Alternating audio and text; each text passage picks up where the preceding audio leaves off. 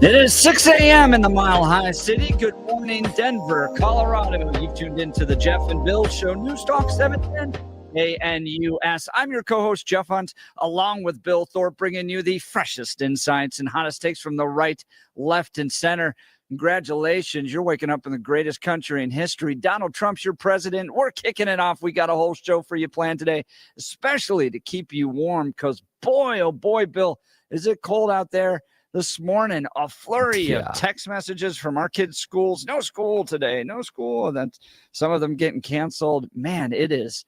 And you even said it was tough getting into work this it was morning. ridiculous this morning. There was a lot of snow out there, even in my neyborhood, which normally doesn't get what you've got. I was kind of hoping that one of the kids' schools would be closed or someone in my house so that I could use one of the all-wheel drives, but no. Bill had to walk both ways uphill in a storm. It's a mess out there. The basic thing is that the roads are going to be select neighborhoods, obviously, are going to be worse than the main roads. In my opinion, your biggest problem this morning is going to be stopping.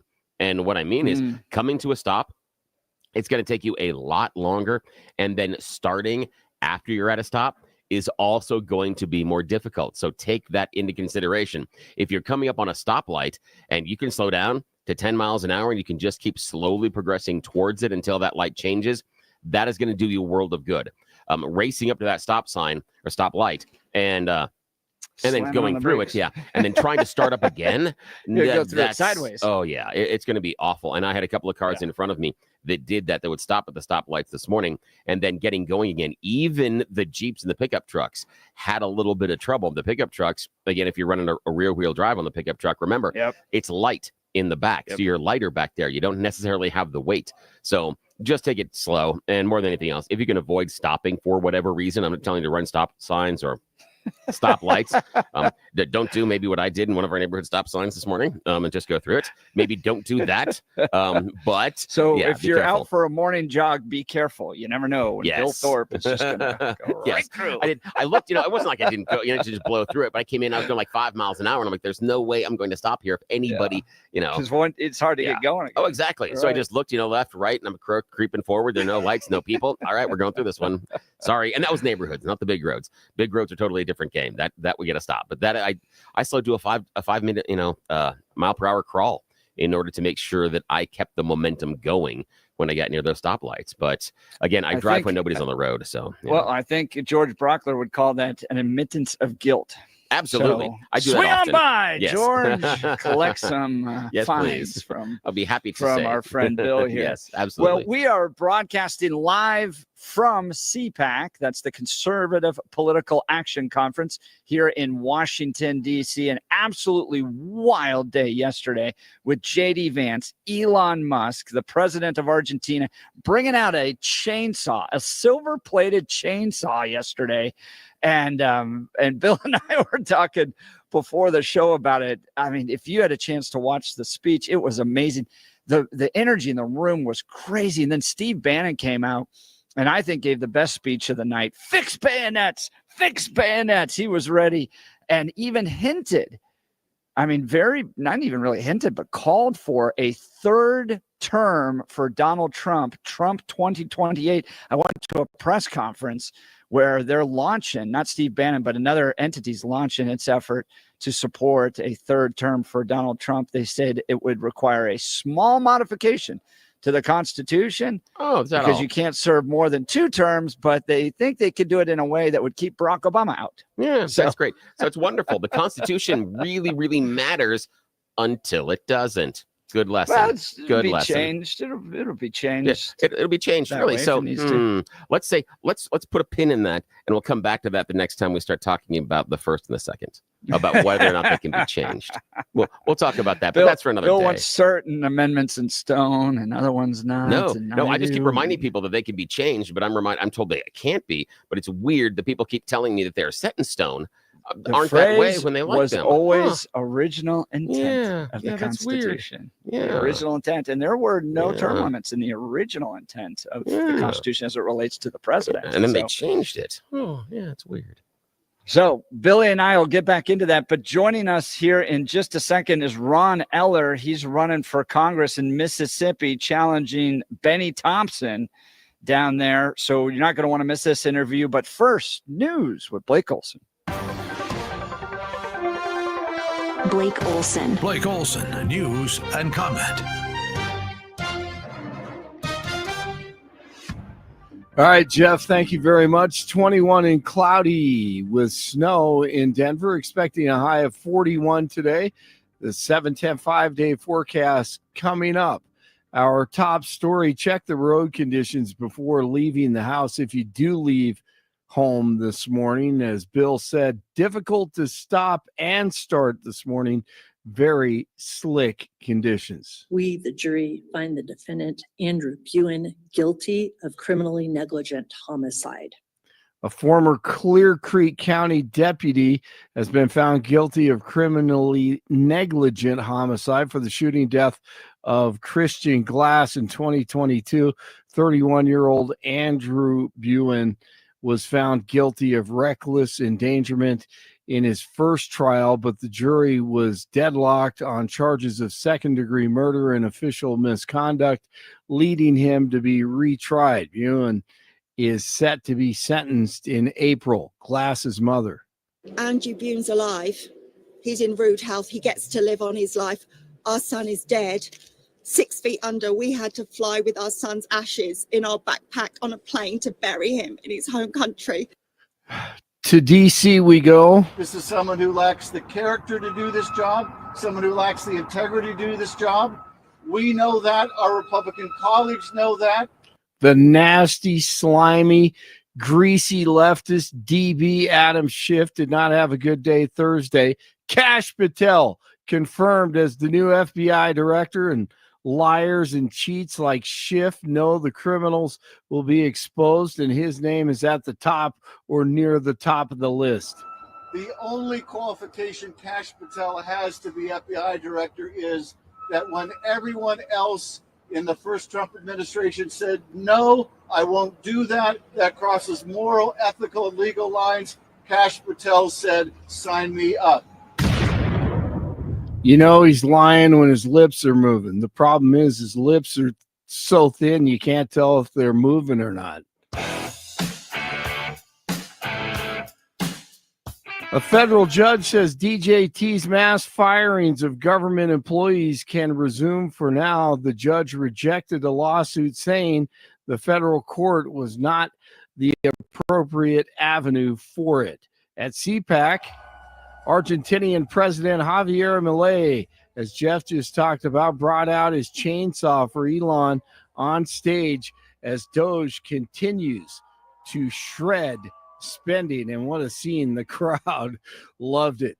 Secretary of Defense Pete Hegseth says his department will have video fact checks so you know what is actually going on as the military returns to greatness. Ever since I've taken this position, the only thing I care about is doing right by the warfighters, by the troops. In short, we want the biggest, most badass military on the planet, on God's green earth. I'm in this room right now, but I'm not alone. Behind the camera are lots of vets and military family members, along with other people who, like you, are invested in exactly what that core mission is. So when we make decisions that are misreported in the media, we're going to try to get to you as quickly as possible. And not just me, it'll be other people as well. So you understand the real thought process behind them and then how they relate to our core mission of fighting and winning war, hopefully deterring them, but fighting and winning wars, and then how we spend your taxpayer dollars wisely to accomplish that mission. The Senate is adopting a budget resolution after pulling an all-nighter to get through all the amendments being tacked onto a GOP proposal. The vote was 52-48 along party lines. The so-called vote-a-rama began last night at the Capitol and lasted until the early morning hours. Senate Democrats filed dozens of amendments in opposition to the budget plan. Rand Paul talking spending and common sense. $2 million spent in Guatemala for sex changes. $3 million spent in Brazil for a girl-centric climate change. $4.8 million spent in Ukraine for social media influencers. While you're at it, we spent, not we, But the people who vote for this, I've voted against all of this, but the members of the Senate who voted for this spent several $100,000 sending designers in Ukraine to the fashion show in Paris. It goes on and on. The president is clearing out all the illegal alien criminals sent to Guantanamo Bay. The Homeland Security Department said Thursday that the 177 Venezuelans being detained at the naval base were put on 2 passenger planes Thursday morning and sent to an airfield in Honduras, where another plane will take them back to Venezuela. Luigi Mangione will be back in court today. The 26-year-old accused of killing insurance CEO Brian Thompson in December is scheduled to appear this morning in New York's Supreme Criminal Court. Mangione has pleaded not guilty to murder. News brought to you by Lair Fireplace and Patio, Denver's premier source for everything fireplace, patio, and grills, locally owned and operated since 1954. Online at lairfireplacepatio.com. Canada beat Team USA revenge match last night 3-2 in overtime in the championship hockey game of the Four Nations face-off. Nuggets over the Hornets last night. It's 18 in Arvada, 17 in Castle Rock, 21 in Denver. Be careful on the roads once again this morning.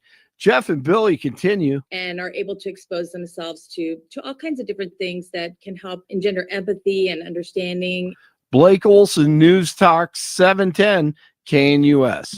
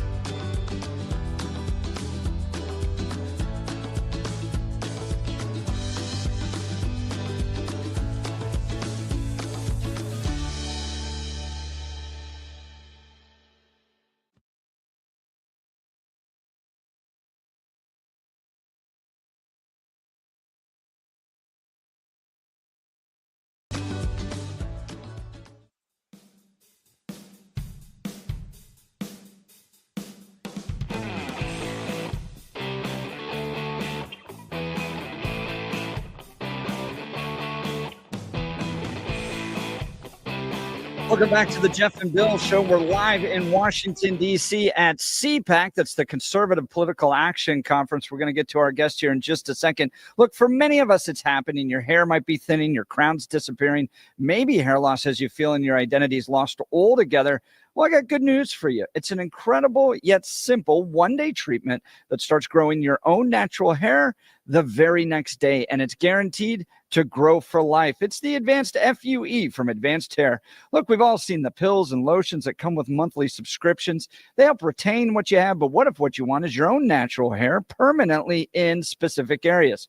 From Advanced Hair's state-of-the-art facilities to their world-class Dr. Tanya Paul's, it's not maybe your hair will regrow. It's guaranteed that your new hair will grow. You decide how much, how thick, and where. It's why Advanced Hair is the winner of Westward's Best of Denver. For your free consultation, $250 off and 250 free hair grafts. Give them a call today. It's 720-459-HAIR.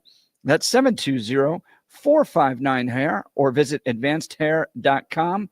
That's advancedhair.com. All right, so we're back at CPAC this morning. It's day 2 of the entire conference. It'll wrap up tomorrow.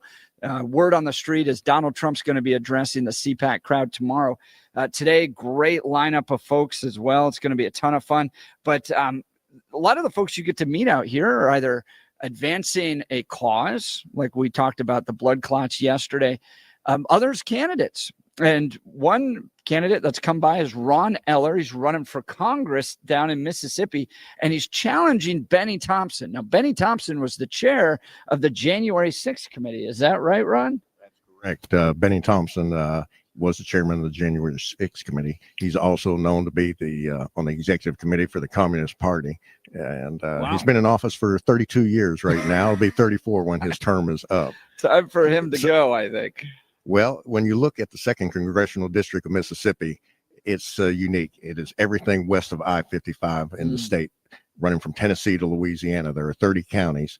16 of those 30 counties are in the top 100 poorest counties in the nation, 5 in the top 10.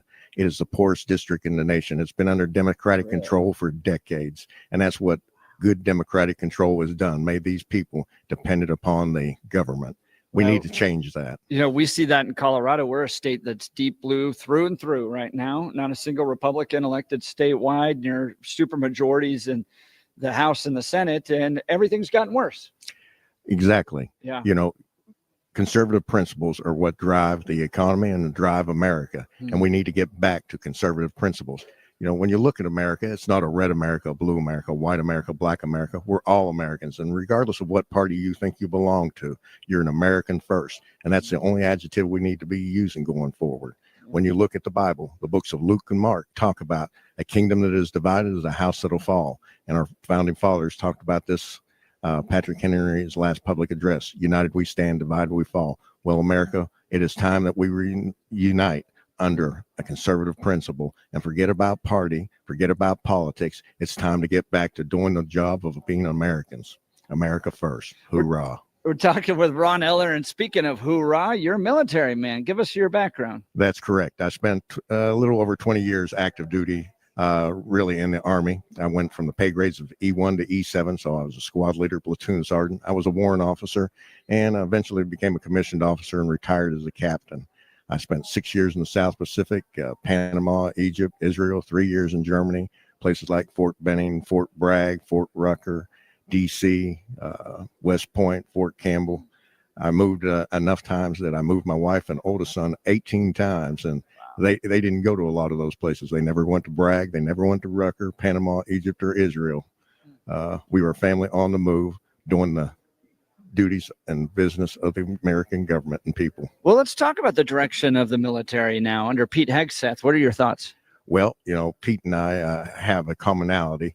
I actually have met Pete in passing, but our ears are a little different. I retired from active duty on August 1 of 99, and that's about the time he was coming on. But we both served in the same infantry brigade at one point, the 187th Infantry Brigade, and he seems to have his head screwed on straight. Yeah. And my dealings with him in the past, you know, we need to forget about this DEI stuff in the military. We don't need warriors who are fabulous. We need warriors who are fierce. Hoorah. I love that one. That's a good line. We don't need warriors who are fabulous. We need warriors that are fierce.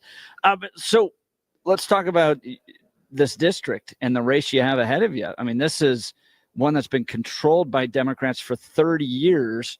Well, at least one Democrat for 30 years. Let's talk about how you defeat them. Well, when you look at the district, it is D plus 14. It's 65.2% black. So, you know, they would tell you there's no way that a white Republican is going to win that race. But I believe that's not true.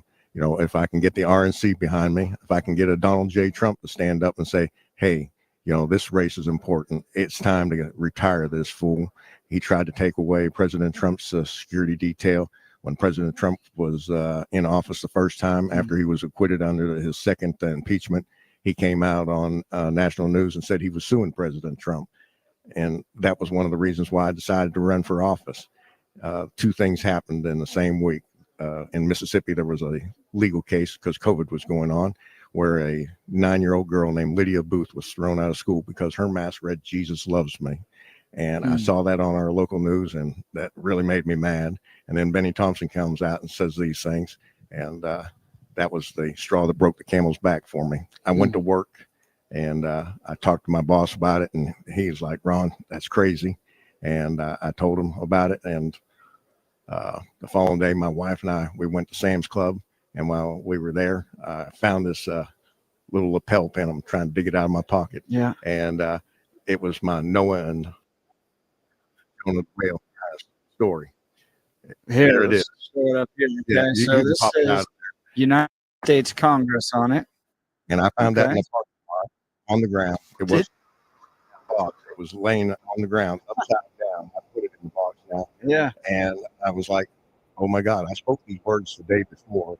And, you know, maybe it was a little in jest, but it's like God sent me a message even a fool like me could read.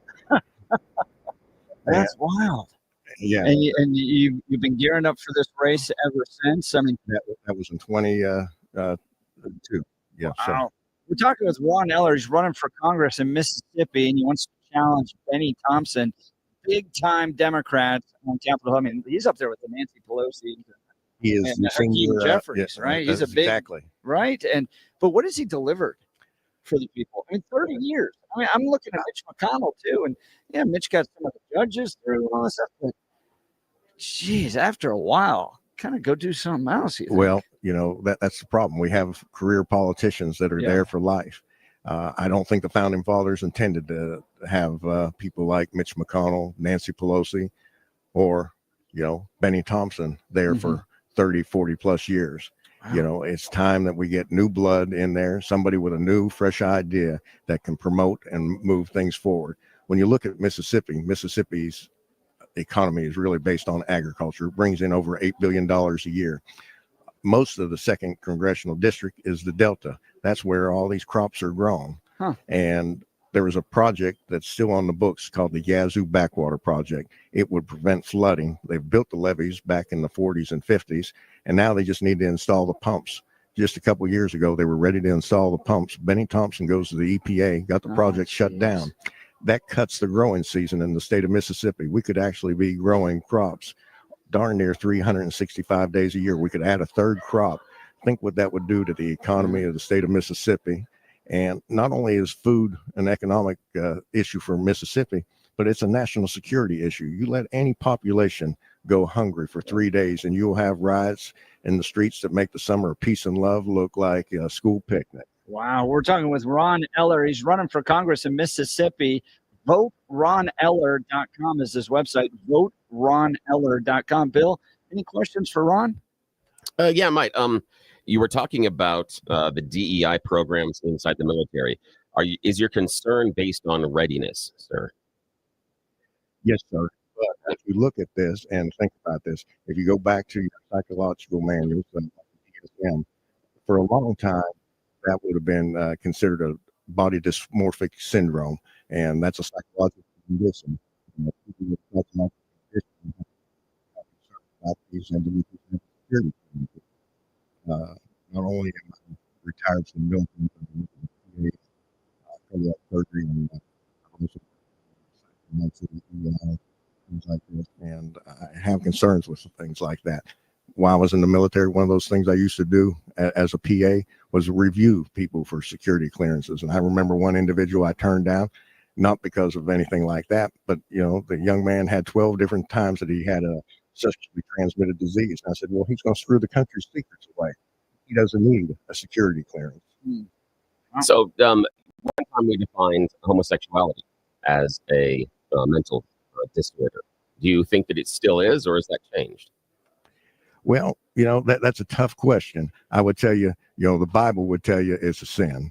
But I would tell you from the military standpoint, I think that's one of those times I have to give Bill Clinton credit.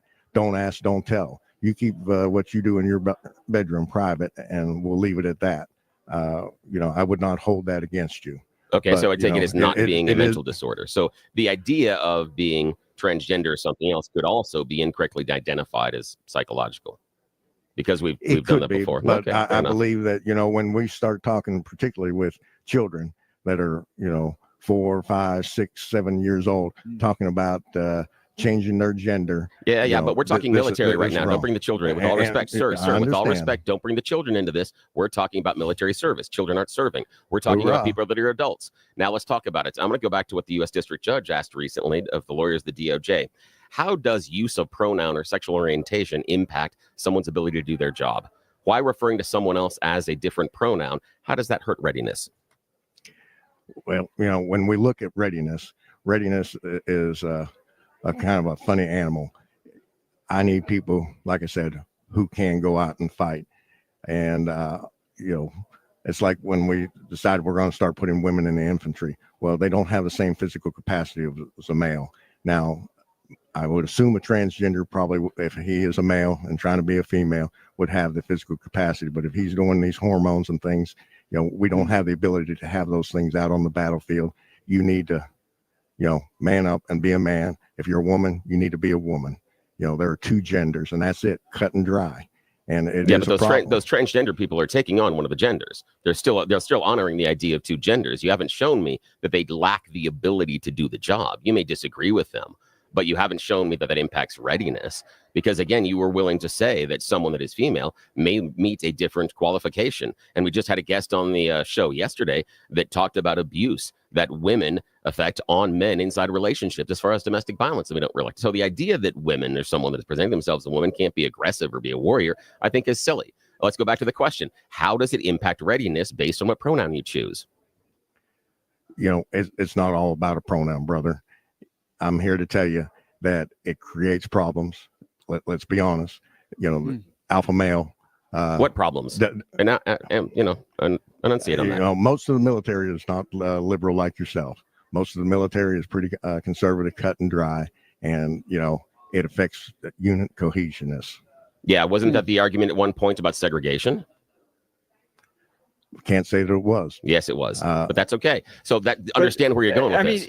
And you got to be honest too, when you look at some of the efforts to promote transgenderism in the military, you got really promote weird or pictures. Accepts? No, the guys wearing the dog masks, but the dog masks, and then the pictures. Isn't it just a lot of that's advertisement? That's not acceptance. Sure it is. It's allowing them to be there. No. No, was the military going out? Was the military going out and telling you want to be? So the military was telling you to be transgender. It's a weird animal submission thing. And to Ron's point, Bill, when you're looking at the mission of what the Army's there to do, they're trained killers.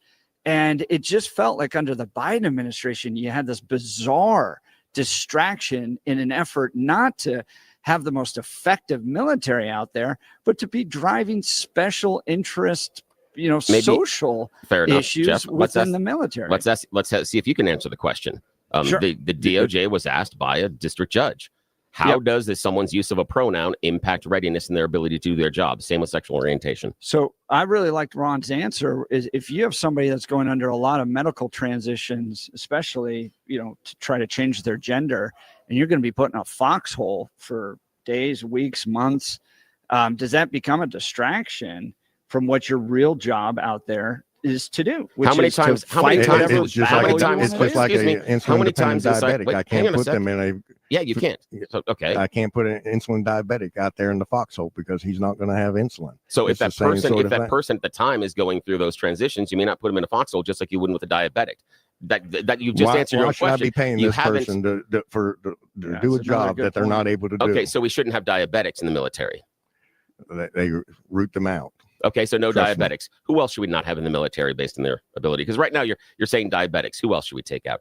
No, obviously no gay people. Obviously no transgender. No diabetics. Who else? What about someone? I didn't say that you couldn't have gay people. What about someone? Yes, you implied it. What about what about kidneys? What about someone who goes to kidney dialysis? I said Bill Clinton had the right statement there and the right program. Don't ask, don't tell. Yeah, but what you talked about in your bedroom. You keep in your bedroom. Yeah, but let's go back to your thing about having warriors, not people that are fabulous. You know exactly what that meant.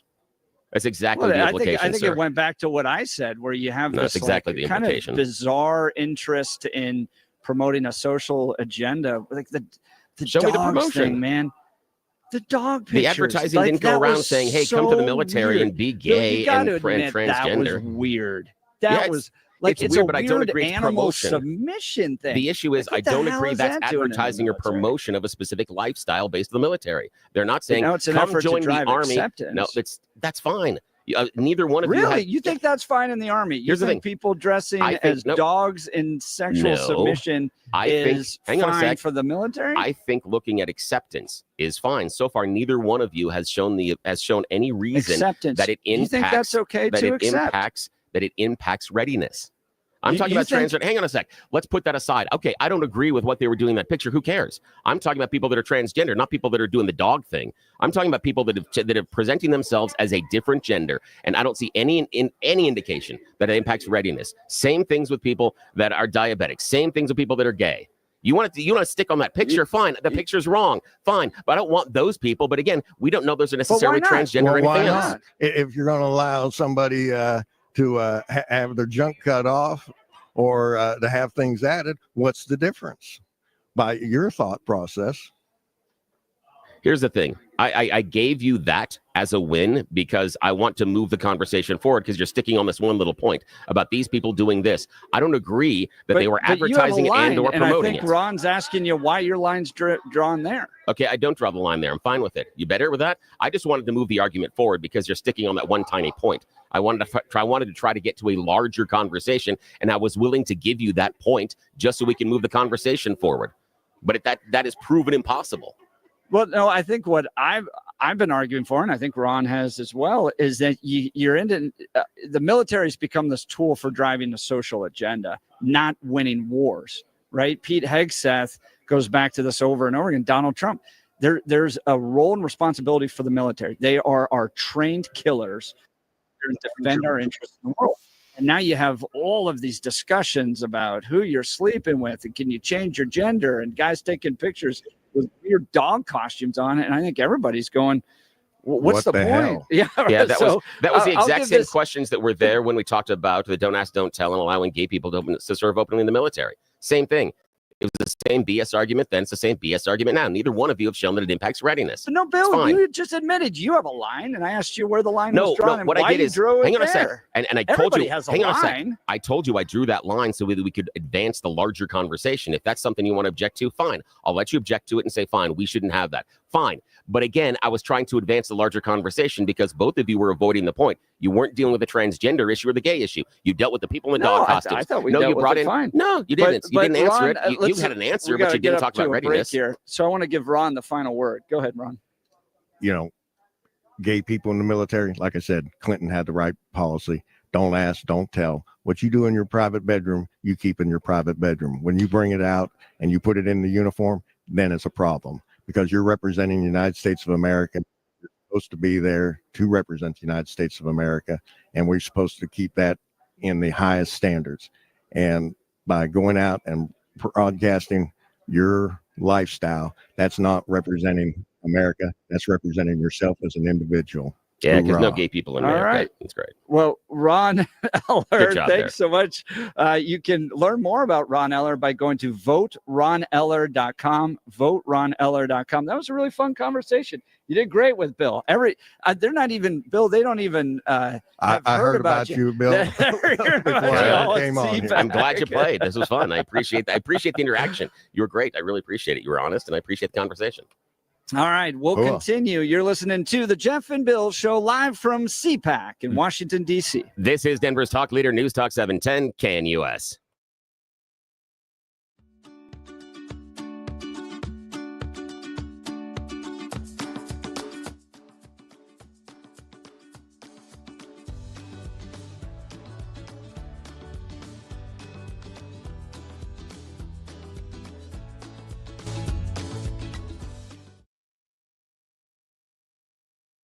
We'll start off the day with snow. By mid to late morning, it'll taper off. Then skies will be becoming partly cloudy by afternoon, so watch out for a slow commute. Wet to slick roads out there. Temperatures by afternoon making the mid to upper 30s. Clear tonight. Could see some areas of fog. Lows teens and 20s. Patchy morning fog Saturday, but much warmer. Temperatures really jump back up. We'll be low to mid 50s Saturday, upper 50s Sunday. By Monday and Tuesday, could see low to mid 60s. Meteorologist Don Day in the 710 KNUS Weather Center.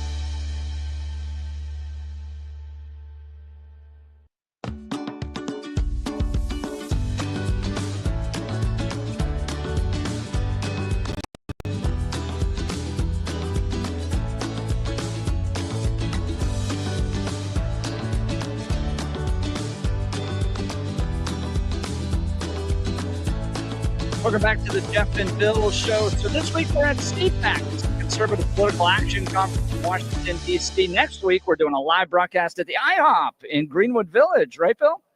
Yes, we're going to be in Greenwood Village. It's right off of I-25. We're going to be there broadcasting live, and we've just got confirmation that Jeff Hildebrand is going to be joining us that morning. Nice. So you've got to come out there. Poet. Yes, it's going to be awesome. So basically, I-25 north of Arapahoe Road. You probably want to get off at Arapahoe, take the first right, and you wander on down the road that's there, and then it'll be over on your right-hand side. Pretty much what you want to do. I'm sorry, if you're coming down, you get off at Arapahoe Road, and you want to go to the east. East is where you want to go. It's right where I'm coming from my home. So it could be different from your home. Should not assume that you all are staying at my home the night before. That I don't think we have the room, but I would appreciate that. It'd be fun. But yeah, so we're coming on down, get off I-20, go on I-25, get off on Arapahoe, go to the east, and then you take your first right. So you then again are heading back to the south, and then you go ahead and you'll just run into it. Come on out with us. Jeff Hildebrand will be there. Mike Boyle is going to be there. The best thing is they have hooked up you, our listeners, with a $7.10 IHOP special breakfast. Only for listeners of KNUS that morning, $7.10. You don't get this any other time throughout the entire year unless we show up at another IHOP. So this is a special breakfast, special discount just for you guys. And also, it's something that think about, when you're running around breakfast in the morning, if you want to grab something on the way to work, you stop at one of those coffee places, you stop at the fast food place, it's going to run you more than $7.10. Yep. And this is something that is prepared fresh, hot, good food. It'll stick to your ribs. So it's fantastic. That's next Wednesday. Now, sitting down with us right now, live on the studio, is Karen England. I've known Karen for a long time. She is a force out there for parents' rights, especially in the classroom, and all the crazy agendas being pushed on kids. Karen, thanks so much for taking time to join the Jeff and Bill Show. Oh, absolutely. Thanks for having me. Sorry, Bill isn't here. Yeah, no, see, they're all learning about you, Bill. Great. They want you to come here. So, Karen, tell us what you're working on now. Well, what we're working on now is stopping the sexualization of our kids in the schools. I mean, our kids are there with other adults for 6-8 hours a day. They're being indoctrinated. They're being sexualized, whether it's the curriculum or the books. I know I'm making Bill happy right now. And so I think that we need to get back to academics. So we're working on taking back our school boards, taking back our classrooms, and that's one of our websites, takebacktheclassroom.com. Takebacktheclassroom.com. Now, we're dealing with a big case in Colorado between the ACLU and the Elizabeth School Board. And Elizabeth School Board could have quietly taken some books out, not told anybody, but they did a very public process. They looked at the books, and these books are just straight up pornographic. I mean, if I read them publicly on this show right now, I would lose I would lose my job. And yet some activists think that elementary and middle school kids deserve access to these books. Not just deserve access, but I can't tell you how many of them are assigned for English Lit in 9th grade, which is 14 years of age. Wow. And that's why I got really passionate about that. They did the right thing by going public with it, which is what actually the PICO, you have to go public and follow your policy. But I asked you before we came on the air, can I read some of the stuff that, like, there's one book that we've gone through 35 states. There's one book that's in every single state. Really? Yeah. These aren't, this is not just Colorado. I live in Clarksville, Tennessee, Red County, Red State, right outside of Fort Campbell. We have some of the worst books and we have a state law against it, but nobody likes to follow the law. You've got to really be active at the local level to get this pornographic stuff removed. Well, what we've learned is that they're just kind of book retailers are selling all these books or donating them to libraries, and they're just kind of sneaking the stuff in there purposely. But a lot of the librarians, they're just getting big boxes of books. They're not going through all of them. Well, yes. And the American Library Association is dictating this. And they're not, just like the teachers union, they are not the friend of the people. They are not your everyday librarian that we had when we were growing up. So a lot of this stuff, and our website, takebacktheclassroom.com, we marry the school district with the books that are specifically in the school district. And then we have PDFs that actually show you the content in the books. So you can decide if it's pornographic and you want to challenge it. Our new website coming out is going to have a legally written challenge so that you can, for each book, so a parent can then use that at any school district and take that forward to start the process. Let's let these school boards decide if these are pornographic or not, and then decide if you want those people as your school board members. Bill, we've only got about a minute or two. Any questions for Karen England? When you talk about the sexualization inside of the schools, can you define that? What do you mean? What do you see as the sexualization of our kids inside of schools? Oh, I think they're preparing them at early ages to talk about sex with strangers. And that starts to prepare them, whether you like this or not, and you're going to think this is hyperbole, but it begins grooming. And when you are having an adult give a 12-year-old or an 11-year-old book on this, or actually better yet, there's one called The Big Bathhouse, where it's supposed to be about Japanese culture, but it's nothing but naked adults and kids in a big pool. So you give that to a kindergartner. Kindergartner America doesn't see Japanese culture. She sees a bunch of naked adults with naked children in a bath. That's desensitizing our kids and sexualizing them and getting them comfortable to talk about sex and their bodies with strangers. Any way you look at that is grooming, and that's preparing them for online. Again, desensitizes them, and it does start really early. Again, go to our website and see if you don't think those. Now, who do you think is doing the grooming, and who's the people that are grooming the kids in order to take advantage of them inside the school systems? Well, first of all, I'll say, there's a lot of teachers that do it. We just had this case in Colorado, but I don't think a lot of them are intentionally grooming them. I think there has been this thing in academia where, hey, kids need to, explore their sexuality, totally against the parents' values. It's just a clash of worldviews, and parents don't want that. So I don't think one person's doing it intentionally. These people that are writing books, most of these books are actually for adults, not for a minor child. And so whether or not that one person is intentionally doing it, the truth is it is being done. And at takebacktheclassroom.com, you can actually see the books that are in the school, and we highlight the pages of the book. So there's no question. And Bill, go look. You decide if you think Big Bathhouse is appropriate for a kindergarten picture book paid for with tax dollars. We're talking to Karen England. takebacktheclassroom.com. We got to have you back for a longer segment because I think you and Bill would have a fantastic conversation. We got You Choose the News coming up. You're listening to the Jeff and Bill Show live from CPAC. This is Denver's talk leader, News Talk 710 KNUS.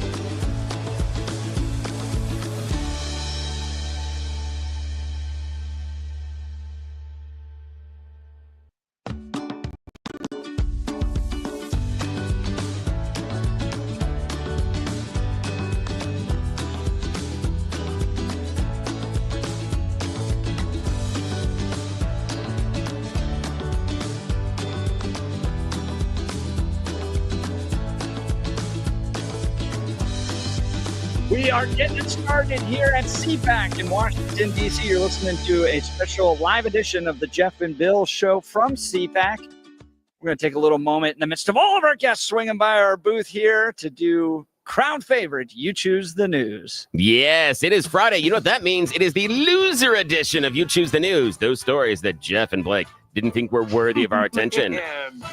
You are one pathetic loser. Loser! Let's go. Loser! You're a loser! The Losers Club. Bunch of losers. You're such a loser. You made me feel like a loser! She's a loser. You are such a loser. Loser.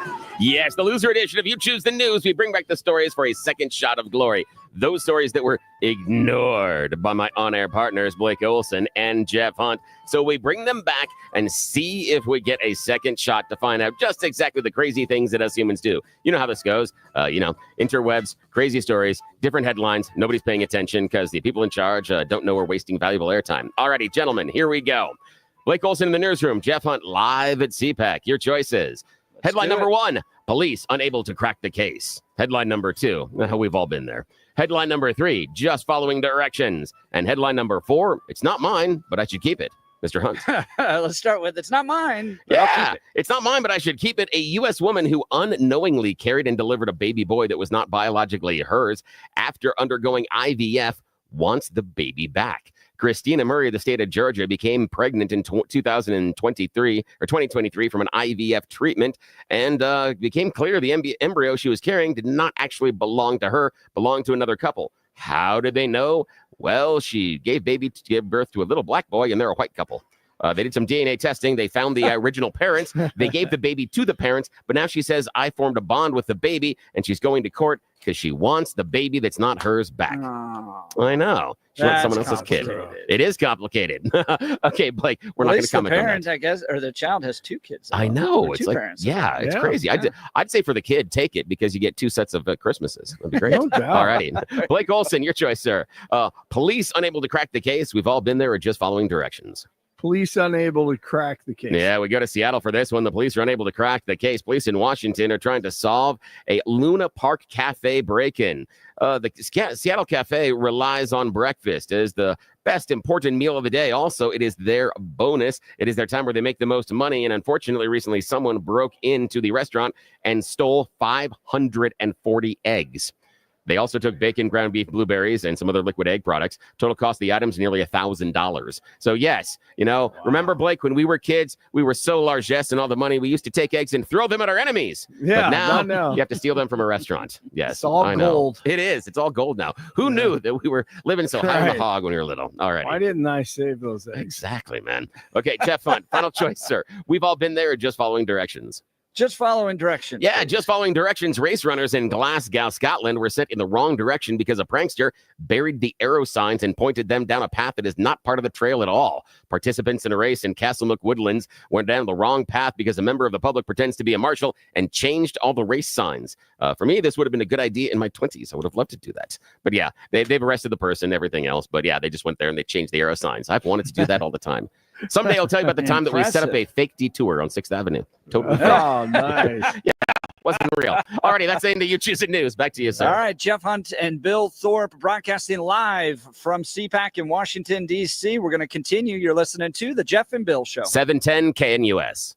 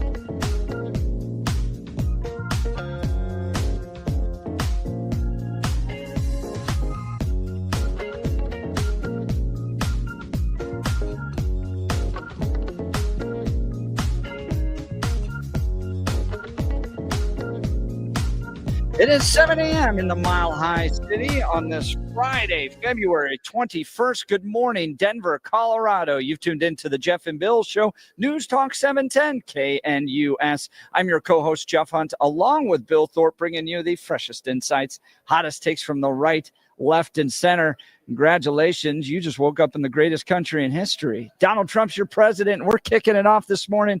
I know it is very cold, very snowy where you are. We're doing a live broadcast from CPAC here in Washington, D.C. Bill's back in the studio in Denver. I'm out here in Washington, D.C. It's cold, but we're not nearly getting any of the snow that you all are getting there. My kids woke up. I woke up to a flurry of text messages, all from our kids' schools saying, school's canceled today. And, you know, I think the Hunt House is enjoying it, but Bill, your kids, yeah, they still have to go to not school. As lucky. No, I was hoping to abscond with one of the all-wheel drives in the house, but no, everybody has to go to work in school. So, yeah, Bill rode his bike to work. Yes, I did. Morning. Yes, I did. I paid a homeless guy to pull me on a sled. No, the thing I'm to tell you is that driving in this morning, those neighborhood side roads, they are an absolute mess out there. You've got snowpack and slick conditions that are going to be on the streets. So understand, four-wheel drive, all-wheel drive is not all-wheel stop or four-wheel stop.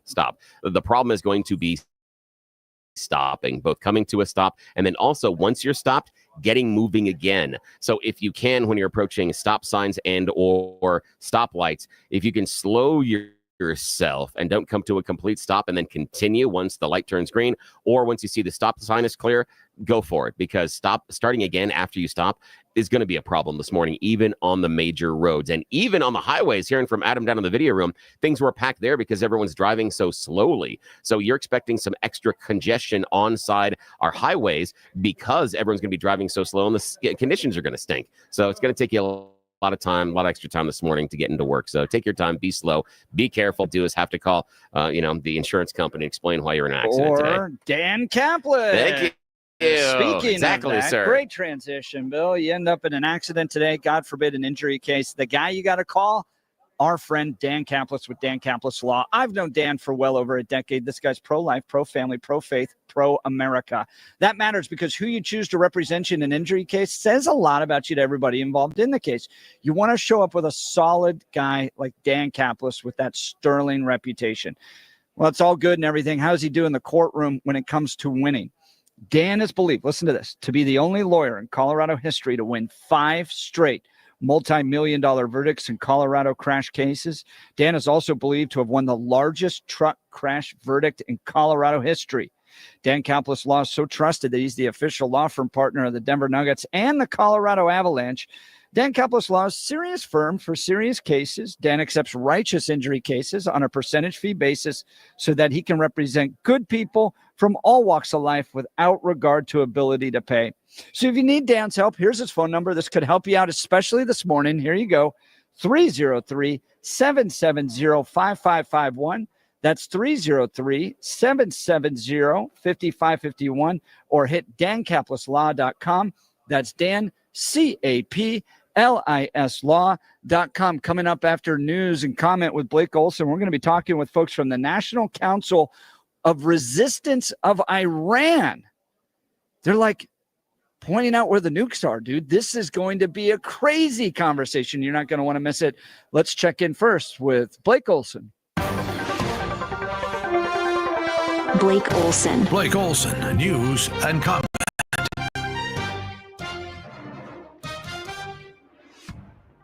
Thanks a lot, Jeff. It's 23 and cloudy with snow in Denver, expecting a high of 41 today. The 7-10 5-day forecast coming up.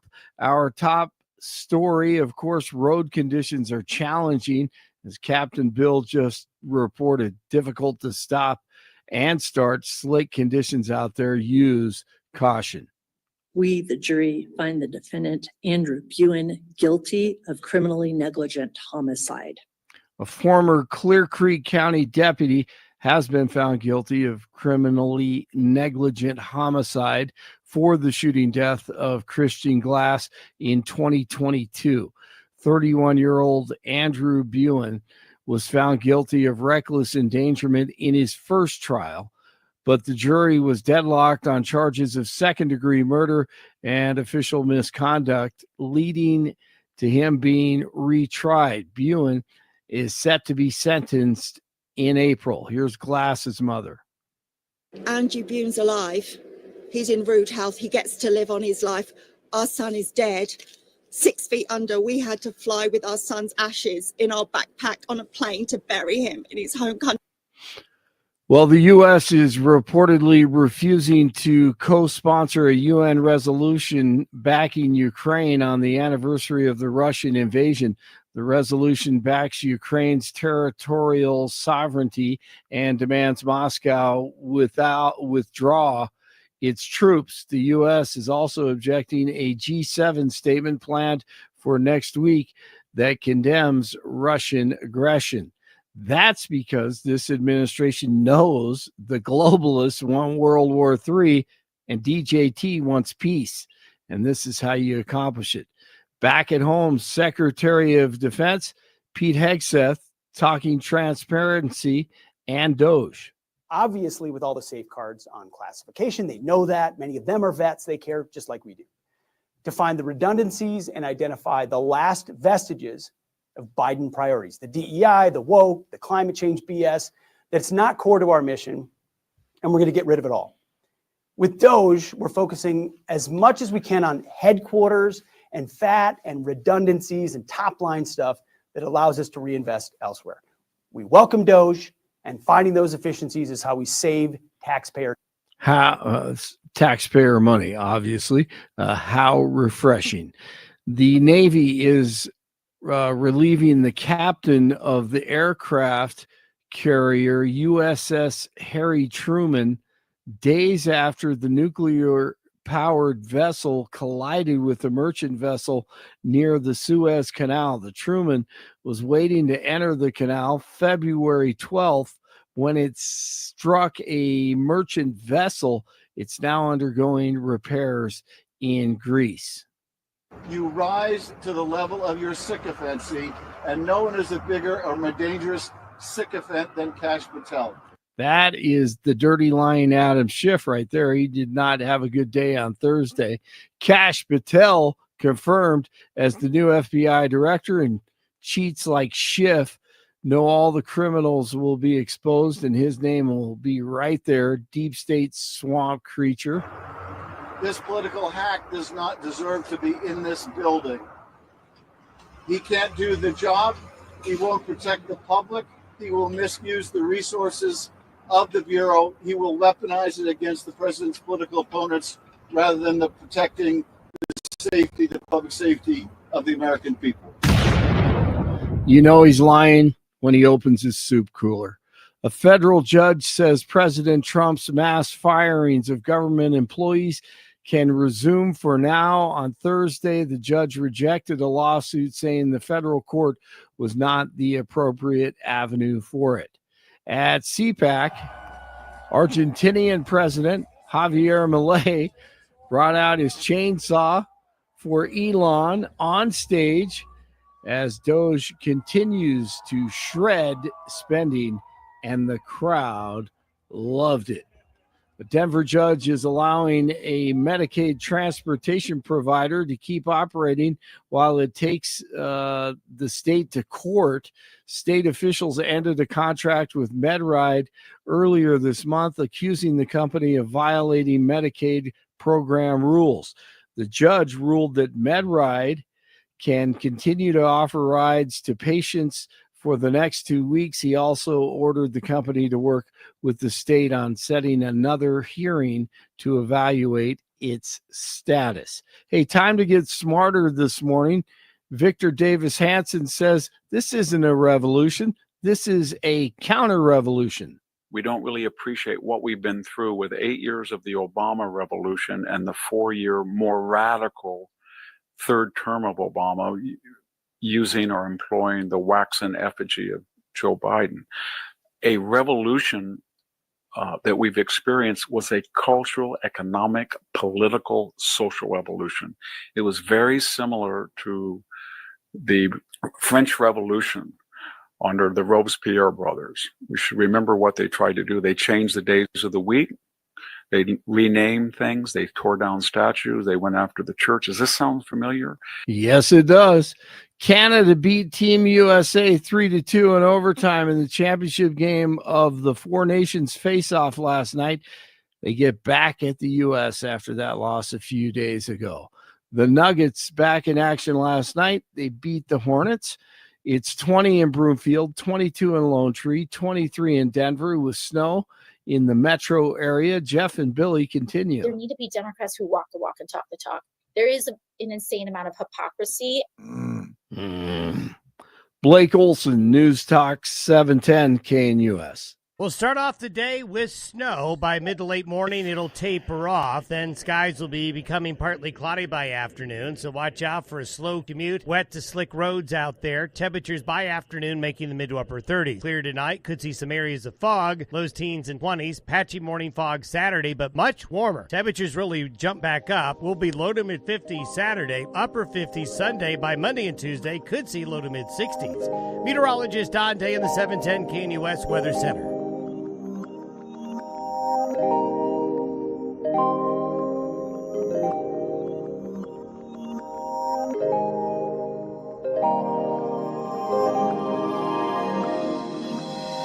Welcome back to the Jeff and Bill Show. We're broadcasting live from CPAC. That's the Conservative Political Action Conference in Washington, D.C. This is a great event, in part because you just get to meet some of the most fascinating people. Stuff you didn't even wake up thinking about today, you now get to learn about. And this is a big deal, guys. Joining us now is Ali Reza Jafarzadeh, and he's the Deputy Director of the National Council of Resistance of Iran. Oh, my goodness. So, first of all, Ali Reza, thanks so much for joining us. Tell me about the work you do. Thank you, Jeff. First of all, it's a great pleasure to be on your show. Closer. And what we do, actually, we're with the Parliament in Exile. And we are the Washington office of the Parliament in Exile. That the whole purpose of this Parliament in Exile is to affect change in Iran, end the rule of the clerics, replacing it with democracy, with freedom, with a republic form of government that where the vote of the people counts. We favor separation of religion and state, gender equality, freedom of the press, freedom of political parties, free market economy, peace in the Middle East, and a non-nuclear republic Iran. And we emphasize on the ballot box as the sole criteria for legitimacy in Iran. And this is not, something that hasn't existed for about 100 years in Iran. Every time there are dictatorships stealing it until the people overturn that dictatorship. Now, there is tremendous momentum for change in Iran now, because since 2018, there have been rounds of major uprisings in all 31 provinces of Iran. People want change. And it's no longer just the intellectuals involved in the protests. It's now the poor, the deprived, the smaller towns and cities. People who used to be the bedrock of support for the Ayatollahs are now totally disillusioned, are revolting against the regime. They see the Ayatollahs as the biggest thieves they have ever had. Iran is a very rich country. We have the second largest oil and gas reserves combined in the world. Yet, 80% of the population live below the poverty line. Real 80%. 80%. And where does the money go? And a lot of this is actually based on the regime's own figures. And where does the money go? Well, actually, first it goes to fill the pocket of the clerics and the Revolutionary Guards. Second, it goes to the proxies that they have in the region. Hezbollah, they got all the money from Iran, all the training, the weapons that they send there. The Houthis in Yemen, the Shia militias in Iraq, and they spent at least $50 billion to keep Assad in power in Syria as their biggest ally. So the good thing is that all of the support the regime had in the region, the proxies, are gone.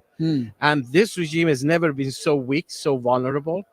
And the only thing that they're now hanging on to after losing a lot of these proxies is the nuclear weapons program, which, by the way, we played a big role in exposing it and trying to halt their nuclear weapons program because they wanted for their survival. and we exposed a nuclear site in Natanz in August of 2002 that triggered the inspections of the Iranian nuclear sites for the first time by the UN watchdog. And we continue to do that. And we're saying no nuclear site should exist in Iran because it's all about weapons. It's not about energy. It has no peaceful nature whatsoever. And that's like the focus of our work here, and trying to share information with the administration, with Congress, with the media, and the general public. Wow, we're talking with Ali Reza Jafarzadeh. He's a deputy director of the National Council of Resistance of Iran. Tell me about, from your perspective, how the Trump administration, the Biden administration have dealt with Iran, and whose policies do you think are working better? Well, obviously, you don't need analysts to tell you what works with the Ayatollahs and what doesn't work. Just look at the facts on the ground and speak for themselves. When the money was provided to the Iranian regime during the Iran nuclear deal, that was during the Obama administration, and continued afterwards, that money, which was supposed to improve the Iranian economy and by extension affect, taming the behavior of the Iran regime to focus more on improving the lives of the people and less on their terrorism, it went exactly the opposite. All the money went to further empower the proxies of the Iran regime, because the whole economy itself is controlled by the Iranian Revolutionary Guards. So every single dollar that goes to Iran, it all ends up in the pocket of either the clerics or the Revolutionary Guards, and further empowers them. That's why, the policy of appeasement, the policy of negotiations, the policy of, what we call hostage diplomacy that the regime was pursuing and the West was going with it. Tehran takes hostages and say, okay, give us this much cash, this much money, we'll return your hostages. And guess what? They take more. And that, hostage taking has become, a most profitable business for the Iranian regime. That's why that policy has to end. And that's why when President Trump on February 4th announced the maximum pressure policy on the Iran regime, holding them accountable, shutting down all of their nuclear sites, obviously that doesn't, doesn't make the Ayatollahs happy. That's exactly what you want to do. But also it sends the right signal to the people of Iran that the kind of support that the regime claims has from the outside world is no longer there. And but I think what we need to focus is to make sure, that policy is implemented, backed by Congress as well. We're working very hard on Capitol Hill, building a bipartisan support, but also the policy would include creating space for those on the ground who want to bring about change in Iran. There's no need for boots on the ground or appropriating money. There are people on the ground known as the resistance units. These are mostly young people who are confronting revolutionary guards. The same movement, the NCRI that exposed all the nuclear sites of Iran, has extensive network inside the country, and they're acting as engine for change in Iran. There needs to be support for them, meaning that the only point I mean by support is that recognizing the right of the people to overthrow the regime, recognizing the right of these resistance units to confront the revolutionary guards, to push back against them. Because at the end of the day, no matter how much work you do from outside, it takes forces on the ground, people on the ground, to bring down the regime. That's how it happened in Syria, and that's how it will happen in Iran. So those on the ground are most crucial, and that's what we're focusing on. I'm talking to Ali Reza. He's Jafarzadeh. He's the deputy director of the National Council of Resistance of Iran. How all the guns belong to the Revolutionary Guard? How could the people rise up?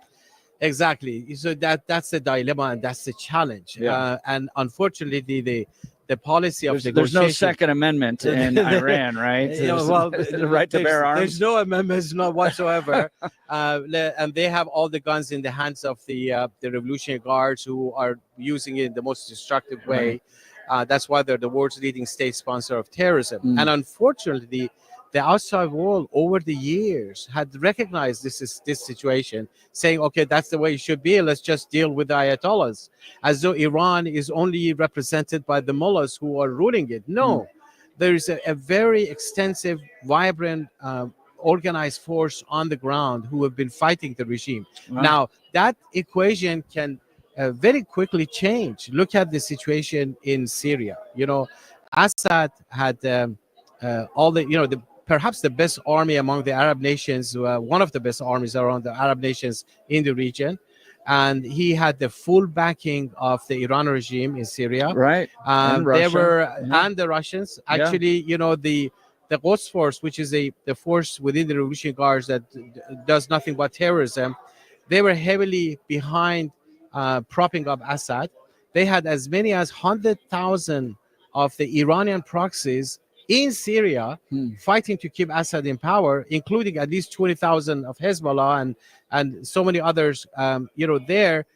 But at the end of the day, with all of the things they did, when the time came, when the regime was weak, when the support of the Iran regime in the region got weak, and the momentum shifted, it only took 11 days for the organized opposition on the ground to bring down Assad, and he escaped, and the whole thing collapsed. And of course, you needed the force on the ground. But my point is that there's enough weapons in Iran. There's enough will in Iran on the part of the population. If we recognize the legitimacy of those who want to confront the regime, who want to bring them down, they will find a way to confront the Revolutionary Guards. Wow. And that's all we need to do. You will see that dictators seem to be very invincible, seem to be Until very they're powerful not. until they're not. That's Exactly. right. And it goes quick. And there's a ton of examples of that everywhere. And the mullahs That's are no exception, even though, yes, they're very, very repressive. They're very unique in terms of their repression and using terrorism and all of that. But all of the perception of power that they had created over the years is now gone. The world has now seen that the head of the snake of war and terror in the region lies in Tehran, but also so does the solution. The solution to the whole region. Think about a free Iran, a democratic Iran, a government. It'd be beautiful. What an impact it will have in the region. Yeah. Well, and I've had some dear friends that are Persian, and great people, great culture, and it's just lacking that freedom. Yes. We're talking with Ali Reza Jafarzadeh. He's the deputy director of the National Council of Resistance of Iran. Bill, any questions for Ali Reza? Yes. Thanks for your time this morning. And Ali Reza, I'm not going to last name because it's better for me to apologize for not using it than to apologize for the mispronunciation. I'm just going to let you know. So Ali Reza, I really appreciate you joining us today. I've got a couple of questions. First one is, what does the United States get wrong about Iran? I think the most important factor they get wrong about Iran is that they don't see the people on their side. They don't realize that Iran is not represented by the mullahs, and the vast majority of the population of Iran are opposed to the Iran regime. Second, they thought that, well, this regime, like many other regimes around the world, if we give them what they really need, we can just get them to work with us. We can negotiate with them. We can get them to comply and work with us. We can moderate their behavior. Look at all the other examples around the world. They think the mullahs in Iran are the same as other dictatorships around the world. That's the second mistake. And that's why various administrations over the years, and also in Europe, got engaged with the negotiations with Iran, gave them what they want, and made the mullahs even more aggressive. So these are the two factors that need to change. And I think the second factor, which is the policy, I think we're in the right direction, not just here, but also in Europe. I think the Europeans have also understood that whatever they have done has backfired. They're taking it very seriously because the Iran regime is developing nuclear warheads that can reach Europe. And they feel that the terrorism of the Iran regime is actually targeting them too, and that's why that we're very hopeful about that. And second, in terms of the Iranian population, I think the protest that has been going on since 2018, the extent of the protest, the level of focus that people had on changing the regime, but also the organized opposition. The parliament in exile, we have women heavily involved in this. The leader of the movement is a woman. And the majority of the members of parliament are women. You know, Mrs. Mariam Rajavi is the leader. She introduced a 10-point plan that is based on separation of religion and state, and, you know, ballot boxes as sole legitimacy, freedom of press, freedom of political parties, free market economy, peace in the Middle East, and gender equality and non-nuclear Republic Iran. That platform resonates with the sentiment of the people of Iran, first of all, because the people of Iran are fed up with any form of dictatorship. Second, it has gained a lot of support among parliamentarians in Europe. Some 4,000 parliamentarians from cross-party have supported that.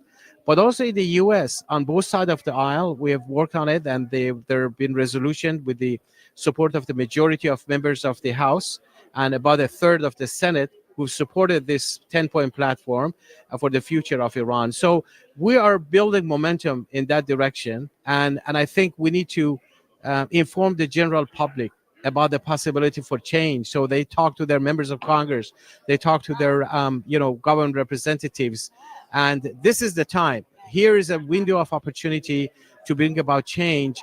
We shouldn't lose this window of opportunity, both inside Iran, but also outside of Iran. Oh, I like exactly where you went there. We're talking to the Deputy Director of the National Council for the Resistance of Iran, Ali Reza, whose last name I cannot pronounce, so I'm not going to embarrass myself for him. Jafarzadeh. Thank you so much. We worked on it together. Oh, I appreciate that so much. Now, I appreciate where you were going there. Now, Ali Reza, what I want to do is, when you talk about the idea of this opportunity for change, I'm going to grab the Jeff and Bill magic wand, and I'm going to wave it in the air, and I'm going to place you in the Situation Room in the White House.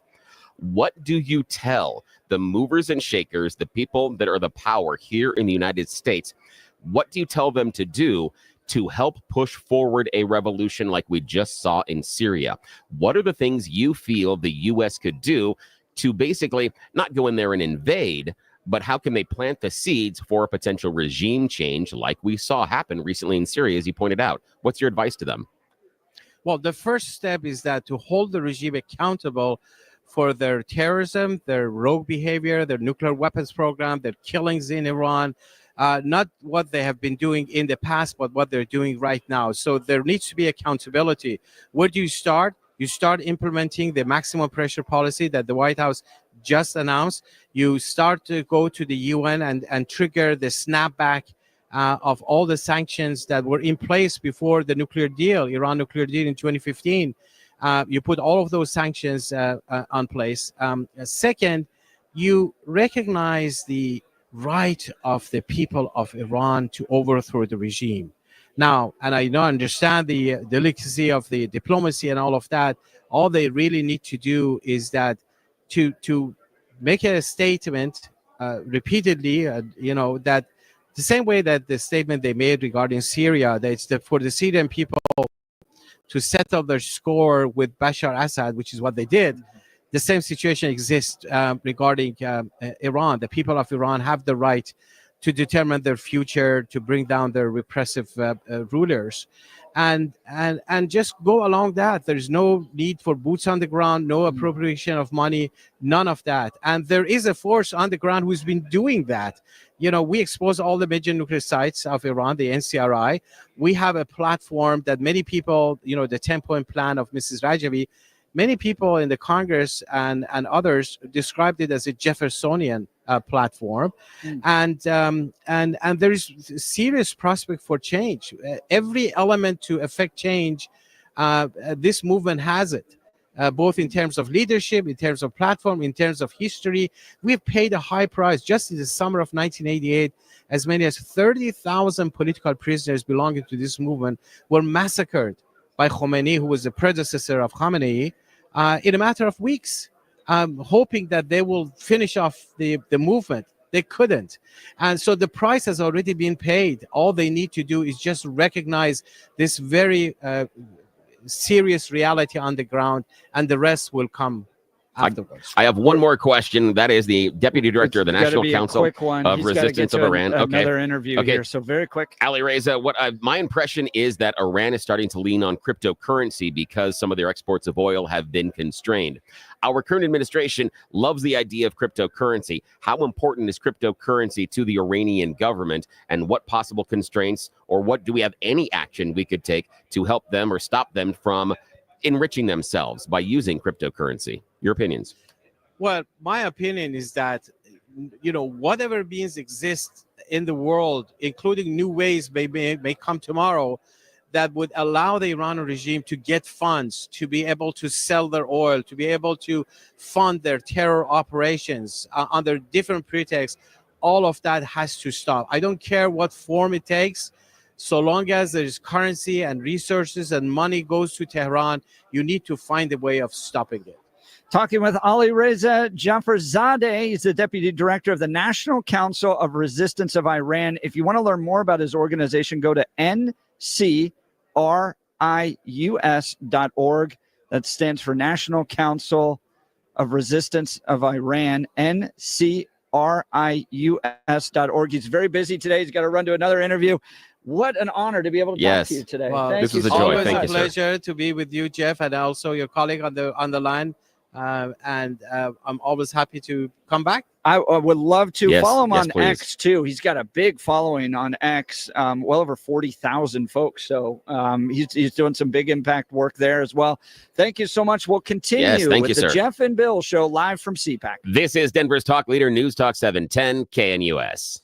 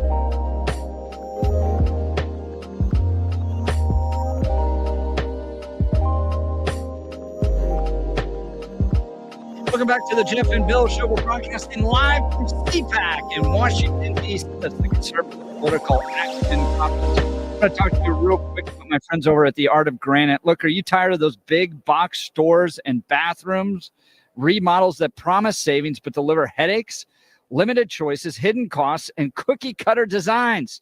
There's a better way. Discover the Art of Granite, where your dream kitchen or bathroom becomes a reality. Owner Mitch Floria cuts out the middleman, sourcing premium granite, quartz, marble directly from his own warehouse. That means true wholesale prices with no markups, and you get the exact stone you want within your budget.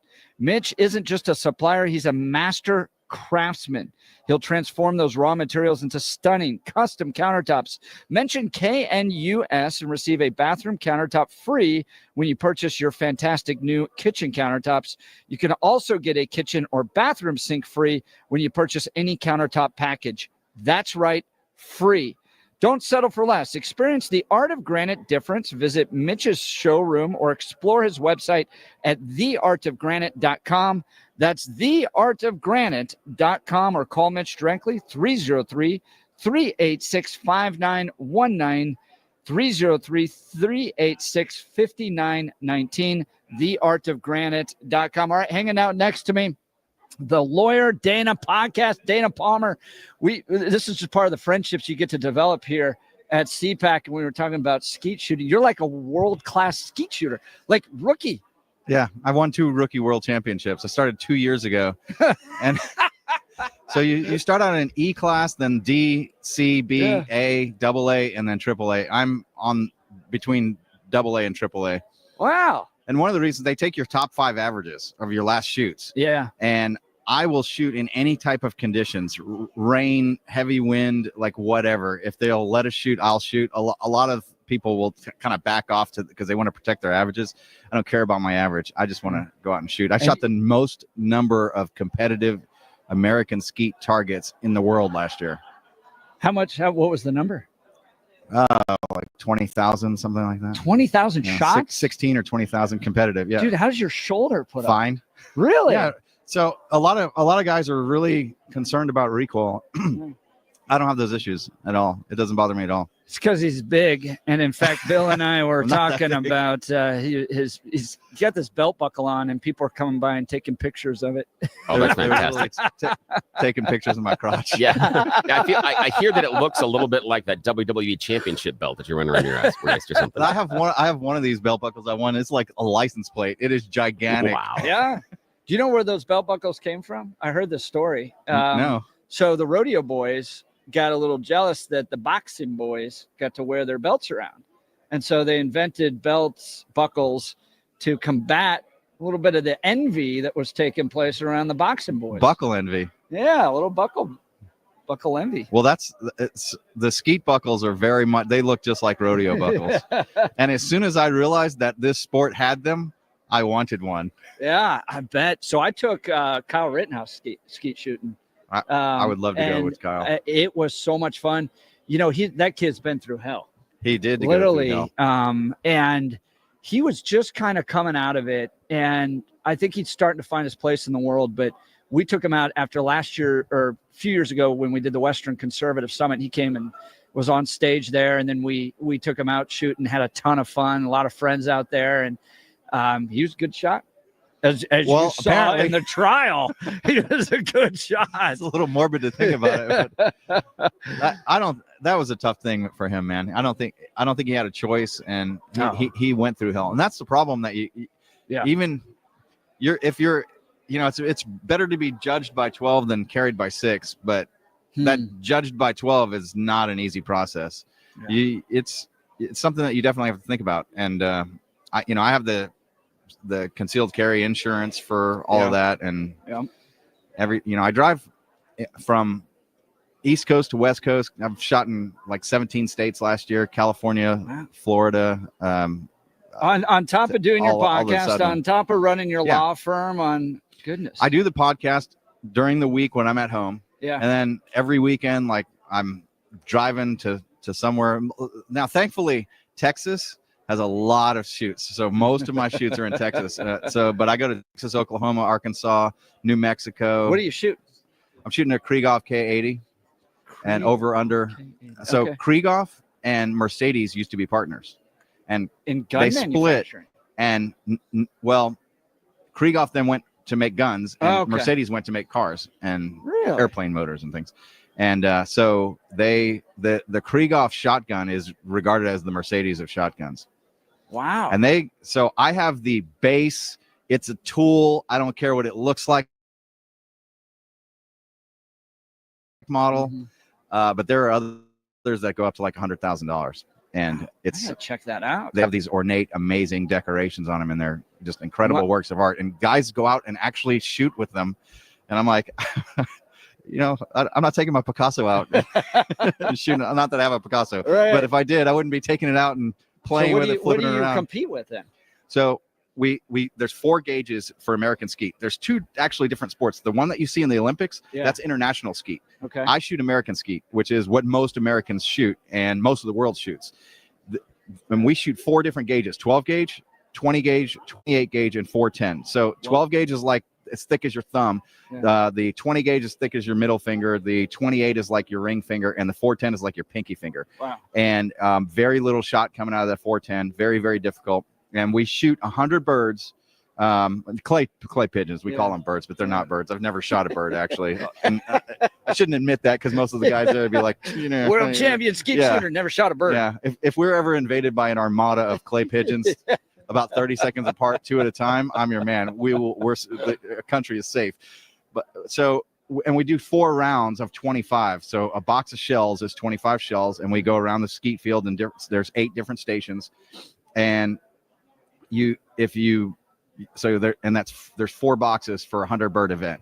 And I've shot several hundreds, perfect hundreds out of it, which is difficult. Yeah. And when I first started, my first round of official skeet, I actually shot at the world championship because I didn't know any better, and it was an open thing that anybody could go in, and I got like a 66, and I just wanted to break 60. Yeah. And then within a matter of months, I took lessons with Todd Bender, who's a 26-time world champion, the greatest living American skeet shooter. You like the Happy Gilmore of skeet shooting. Kind of, yeah. And I stumbled into just happening to find the greatest 2 instructors. Yeah. So essentially, I learned the golf equivalent would be learning how to play golf with Tiger Woods and Tiger Woods' coach for 4 days private. And just coincidentally worked out. It was supposed to be 5 guys. The other 4 guys no-showed for I don't know what reason. And it winds up being just me with the 2 coaches for 4 days. So and it was cool. this magical, amazing experience. And so I said, they go, well, what are your goals? After the first hour of talking, like, well, what are your goals? What do you want to do? And I walked in thinking, I just want to learn how to do this right. Yeah. I was thinking this is like a golf lesson and I'm going to go do this at a country club. And after talking to my other coach, Lanny Basham, an Olympic gold medalist, he goes, what are your goals? And I go, I think I want to win a few world championships and then go to the Olympics. And Todd looked at me like I was nuts. And he goes, and Todd tells the story better than I did. And he goes, at first I didn't believe him, but after knowing him now for 2 years, now I believe him. Dana Palmer's joining us with the Lawyer Dana podcast. He's my sweet mate right next door, so we're having a great time here. You're listening to the Jeff and Bill Show live from CPAC in Washington, D.C. We are Denver's talk leader, News Talk 710 KNUS.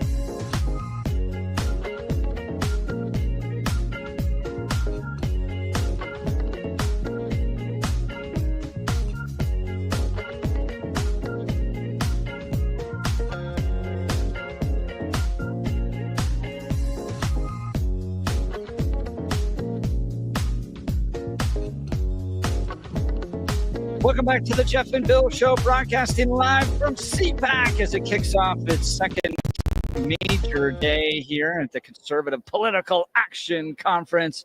And boy, oh boy, is it busy. People walking by, talking. We are right here on Radio Row, which I've got radio podcasts going right next to me. The Daily Mail is actually on the other side, which is really, really cool. Yeah, it's cool. So, dude, we're moving up here.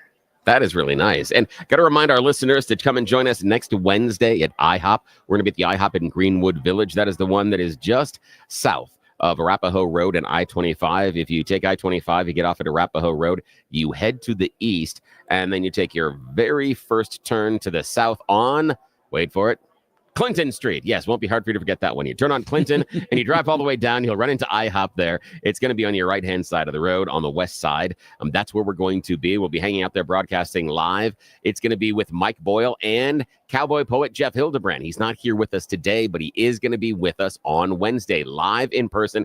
He's even going to bring some books to autograph. If you are so inclined to purchase them, you can hang out, take pictures with us. Most importantly, IHOP is cutting you an amazing deal. $7.10 for a fantastic breakfast. They won't tell me what it is yet. I've asked a couple of times, and so we're going to find out. But they've said they're going to take... it includes pancakes. Yes. They said they're taking some of the best stuff on the menu and putting it together for us. It's going to be an amazing deal. They say it's definitely way below what they would charge everybody else. And that's just for our listeners. Me, Bill, I got to pay extra. Jeff's getting his for free. Both Jeffs are getting theirs for free. I got to pay extra because that's they know who I am. So, but I'm happy to do that for everybody. So join us next Wednesday. We're broadcasting live from the IHOP in Greenwood Village. It's the one that's right near I-25 and Arapahoe Road. Mike Boyle's going to be there. Jeff Hildebrand's going to be there. I'm going to be there.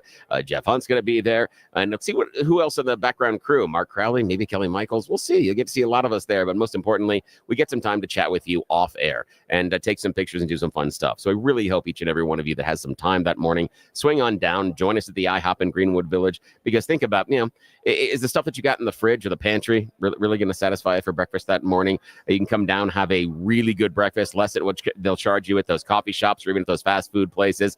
And you get to hang out and goof around with us for a little bit. So we'd love to see you. Please join us next Wednesday at the IHOP in Greenwood Village. Mike Boyle, Jeff Hildebrand, of course, Jeff Hunt and myself are going to be there. It's a lot of fun. Yeah, it's and gonna be cool. Do you remember when IHOP did the little IHOP thing? Which little They changed their name on April Fool's Day to the International House of Burgers. Yes, I love that. That is fantastic. It is really cool. So, and they're fun people. I love IHOP. It's one that we've had one in my neighborhood when I was in college, and it's just one of those places that for me, I've got a lot of memories that are wrapped up in sitting down and having the pancakes. I love their hash browns. Even some of the things where they do patty melts and other stuff. The menu has changed over the course of the years, but I've got a lot of fond memories of hanging out with friends in college and a little bit beyond in the IHOP booths, and sometimes even closing the place down late at night after we'd been out to the bars, the clubs. So it's a fun place. And so I'm really happy that we're going to be back there. I hope everybody comes out and says hi. Well, and Mike Boyle does a fantastic job.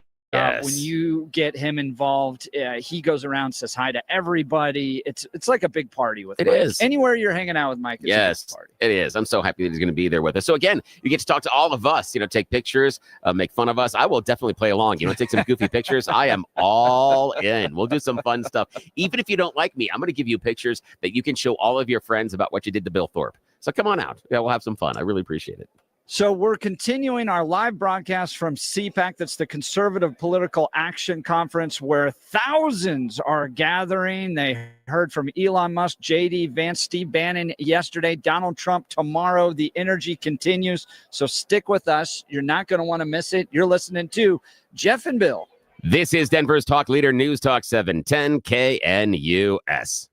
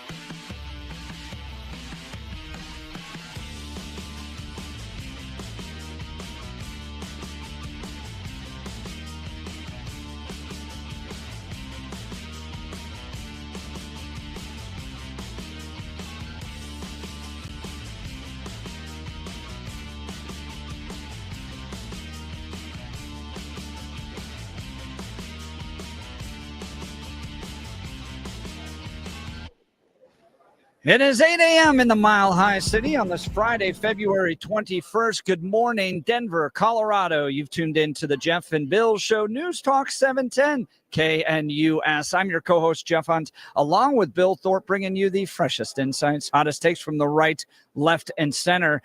Congratulations. You just woke up in the greatest country in history. Donald Trump's your president. He's going to be here tomorrow, by the way, at CPAC, as we're bringing you the biggest news, interviews, all right here. Yesterday, J.D. Vance on stage. Elon Musk, I was in the room for that when the president of Argentina brings out a silver-encrusted chainsaw, and those guys were dancing around on the stage. It was wild time yesterday. And then Steve Bannon probably gave the best speech of the day, I thought. Fix bayonets, you patriots. Fix bayonets. They can't stop you now. And even not even hinting, but calling for a third term for Donald Trump. Went to a press conference of an organization that's organizing for that, trying to get the amendment through Congress. It's kind of wild time out here at CPAC. We're going to continue to bring all that to you. Let's check in with Blake Olson. Blake Olson. Blake Olson, news and comment.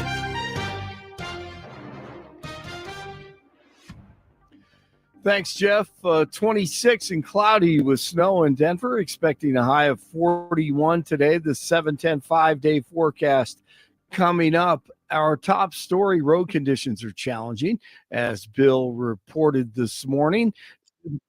Stop and start, slick conditions, use caution. Hey, it's been just 1 month. He said, the government is broke. We're going to go through all of these agencies. And finally, for the first time in the history of this country, when somebody says they're going to cut federal spending and drain the swamp or cut the administrative, we're going to do it. And there's going to be no changing names except to go back to traditional names. And we're not going to topple statues. And if you break the law and you're on campus and you're on a student visa, you're going to go back home. So we're in the midst of a counter-revolution. It's DJT is getting after it, and that was Victor Davis Hanson. A budget resolution is being adopted by the Senate after an all-night voting session.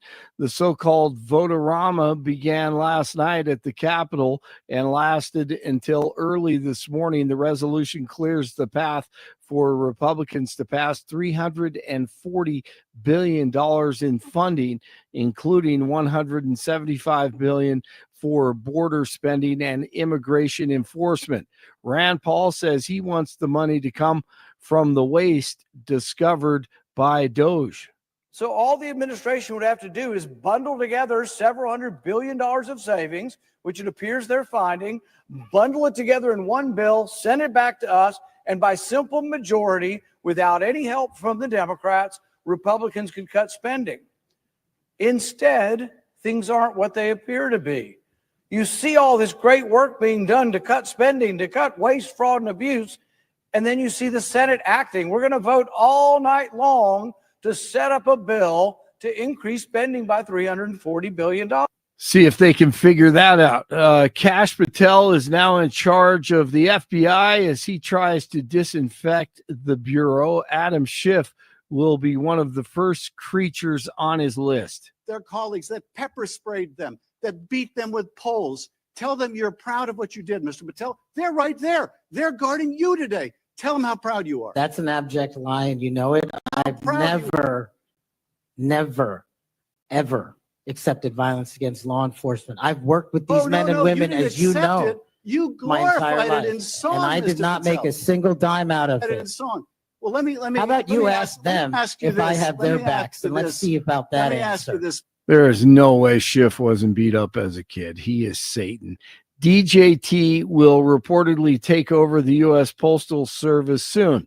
That's what the Washington Post says. The White House claims. However, the White House say that there is no such executive order.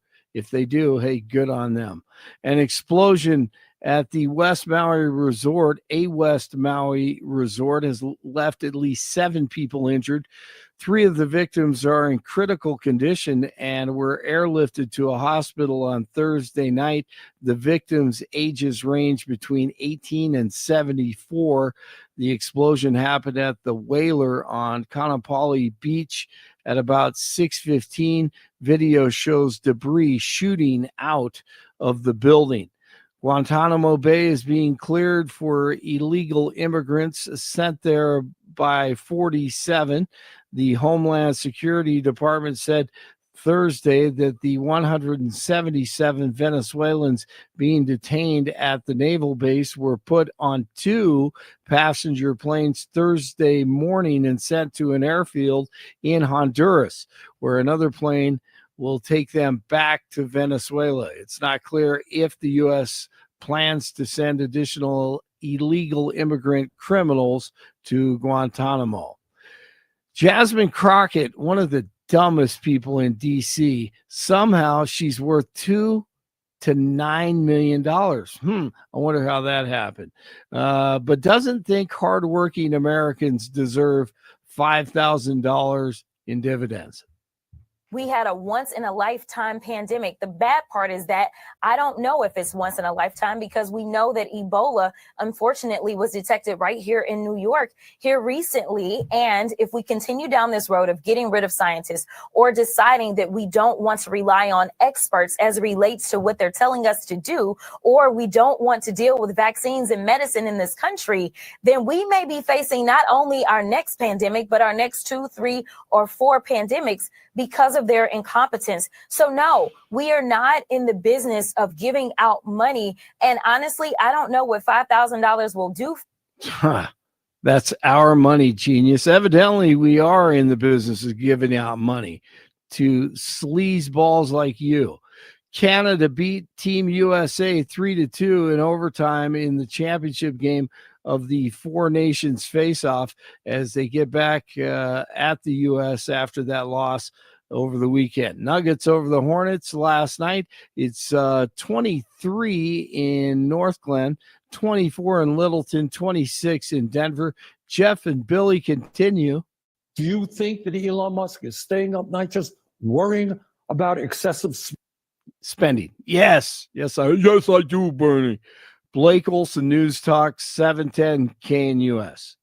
We'll start off the day with snow. By mid to late morning, it'll taper off. Then skies will be becoming partly cloudy by afternoon, so watch out for a slow commute. Wet to slick roads out there. Temperatures by afternoon making the mid to upper 30s. Clear tonight. Could see some areas of fog. Lows teens and 20s. Patchy morning fog Saturday, but much warmer. Temperatures really jump back up. We'll be low to mid 50s Saturday, upper 50s Sunday. By Monday and Tuesday, could see low to mid 60s. Meteorologist Don Day in the 710 KNUS Weather Center.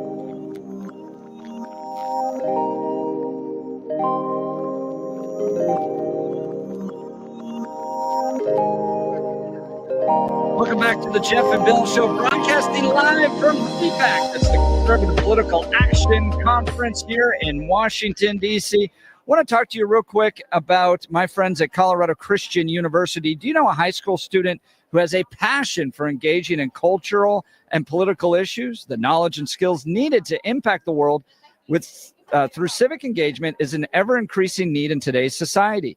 Colorado Christian University is at the forefront of meeting this crucial need, equipping the next generation of competent, convictional Christian leadership in American politics. CCU's degree program in politics with an emphasis in public policy prepares students for the complex challenges of modern politics from an unapologetically Christian and foundationally conservative worldview. In this distinct program, students learn how to impact public policy and advance Christian conservative ideas. Colorado Christian University also houses the Centennial Institute, a think tank committed to mobilizing ideas on faith, family, and freedom to strengthen America's future. CCU's mission to produce graduates who impact the world with grace and truth applies in no greater measure than to our politics and public policy program. Apply today at ccu.edu/apply. That's ccu.edu/apply. All right, Bill. So what I love about CPAC is just being able to connect with the people that show up because they're passionate about the direction of their communities. They want to see change. They're activists. They spent their own money to come out here. They're being educated, inspired, and then activated to go out and make a difference in their communities. And joining us now is Carol Fox. Good morning, Carol. Good morning. How are you doing today? I'm excited. I'm very excited to talk to you. Now, you got your friend here. She's got the bedazzled Trump shirt. She got the Trump 1 cowboy hat. Y'all look great. That? And your purse, you got the Trump 2024 purse. I have one. I just didn't use mine today. I have Trump shoes. I have Trump pants. I have Trump shirts. I don't have a cowboy hat, but I have a lot of Trump hats. Yeah, so let's talk about how CPAC's been so far for you. What did you think of the conference? You see any of the speeches yesterday? I saw the speeches yesterday on TV, and I was very, very impressed. I'm constantly being very impressed with J.D. Vance and his ability to speak coherently and logically on any topic anybody asks him about. And also, I love the fact that if a progressive puts forth a progressive view, he can modulate that progressive view and then spin it and tell us what the conservative view is. And it always makes the conservative view much better than the progressive view. So you like that engagement that comes from the intellectualism of J.D. Vance. You appreciate that, huh? I do. I appreciate the fact that he is a well-spoken individual and can carry our conservative voice out into the mainstream. And that's very important because a lot of people don't hear the conservative voice. They only hear the national mainstream media, and they get very uptight and obnoxious sometimes about their views. Yeah. Well, Carol Fox, you're from Virginia. Tell us how Glenn Youngkin's doing. I'm from Manassas, Virginia. Yeah. I'd say Manassas because it's a more recognizable place in Virginia. I'm actually from Gainesville in Prince William County. Glenn Youngkin is doing an amazing job as our governor in Virginia. Last year, with we currently have a House General Assembly in Richmond that's currently in session. They don't break session until this coming Saturday is their last day, the 22nd. So I'm sure they're furiously passing bills today. Most of the bills they pass in the General Assembly are passed on party line votes. The Democrats have one member more in the House and one member more in the Senate. So they pass all of their bills on a party line vote.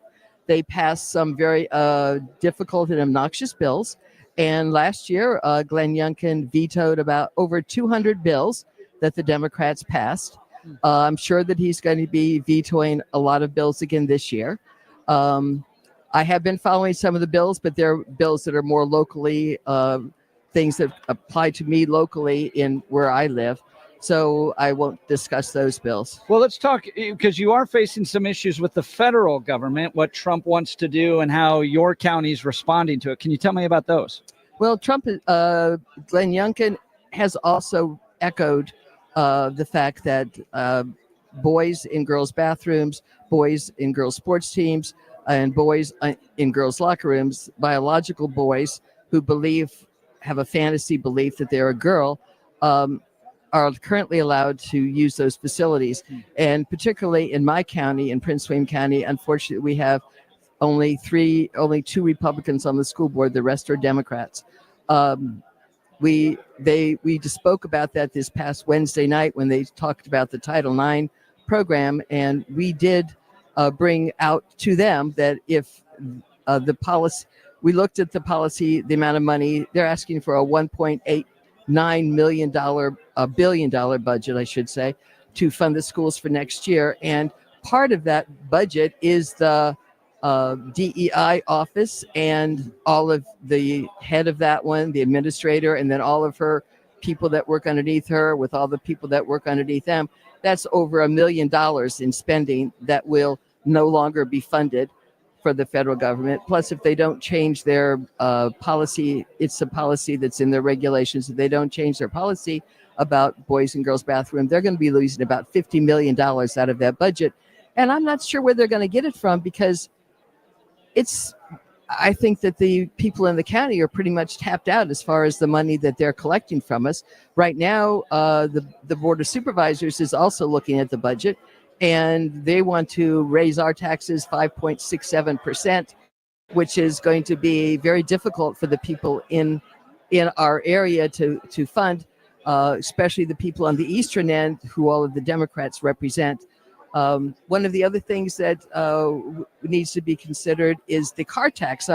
I don't know, you in Colorado, you probably don't have a car tax. They hit us with fees everywhere they possibly can out in Colorado. Well, okay. Well, this is a fee that you pay every year for the privilege of driving your car.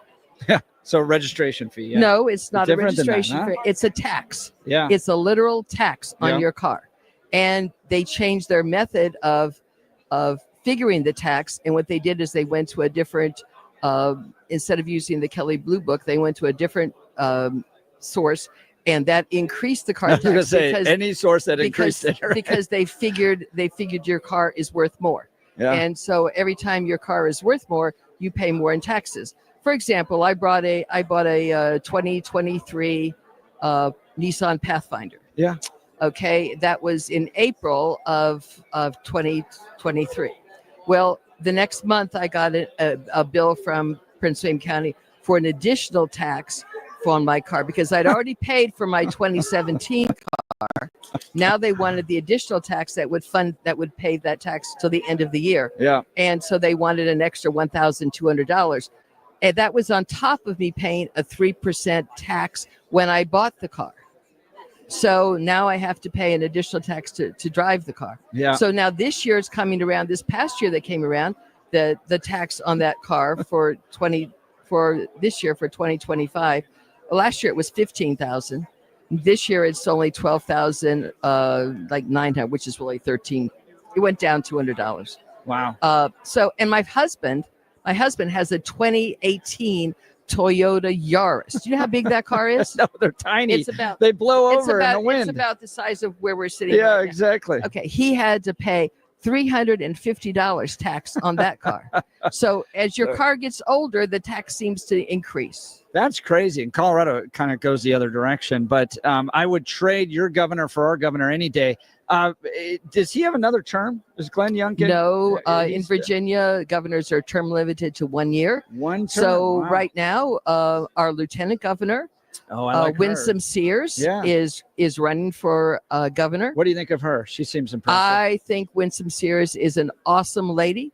She is very much in tune to what is happening in the state. Marine. And I have spoken with her many times about the car tax. I don't know how far back your memory goes, but mine goes back a little ways.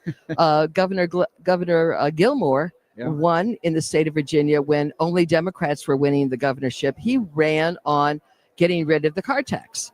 And that actually rolled back some of the car tax money.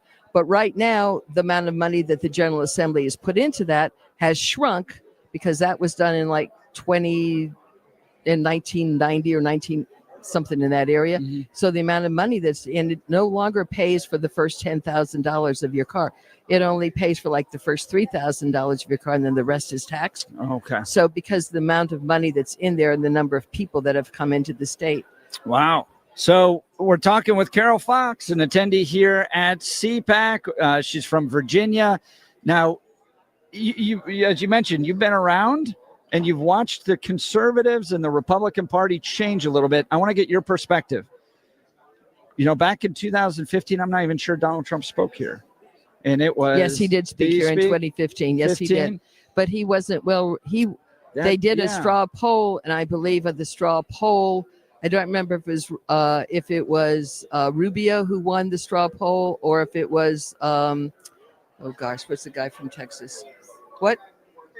Cruz. Ted Cruz. Ted Cruz. I don't know if which one of those two, but guys. all three of them were involved in the primary. At that But this is now Trump everywhere. We got the Trump shirt. We got the Trump hat. Excuse got me. The Trump when he purse. spoke here in 20, I was Trump. Were you Trump back then? I was Trump. You were when MAGA. he came down the escalator. Yeah. Oh. Now, what is it about him that drew to you? I like the fact that usually our Republican leaders would Democrats would say things and they would kind of like smile, and Trump on the other hand says blah, blah, blah, blah, blah, right back at him.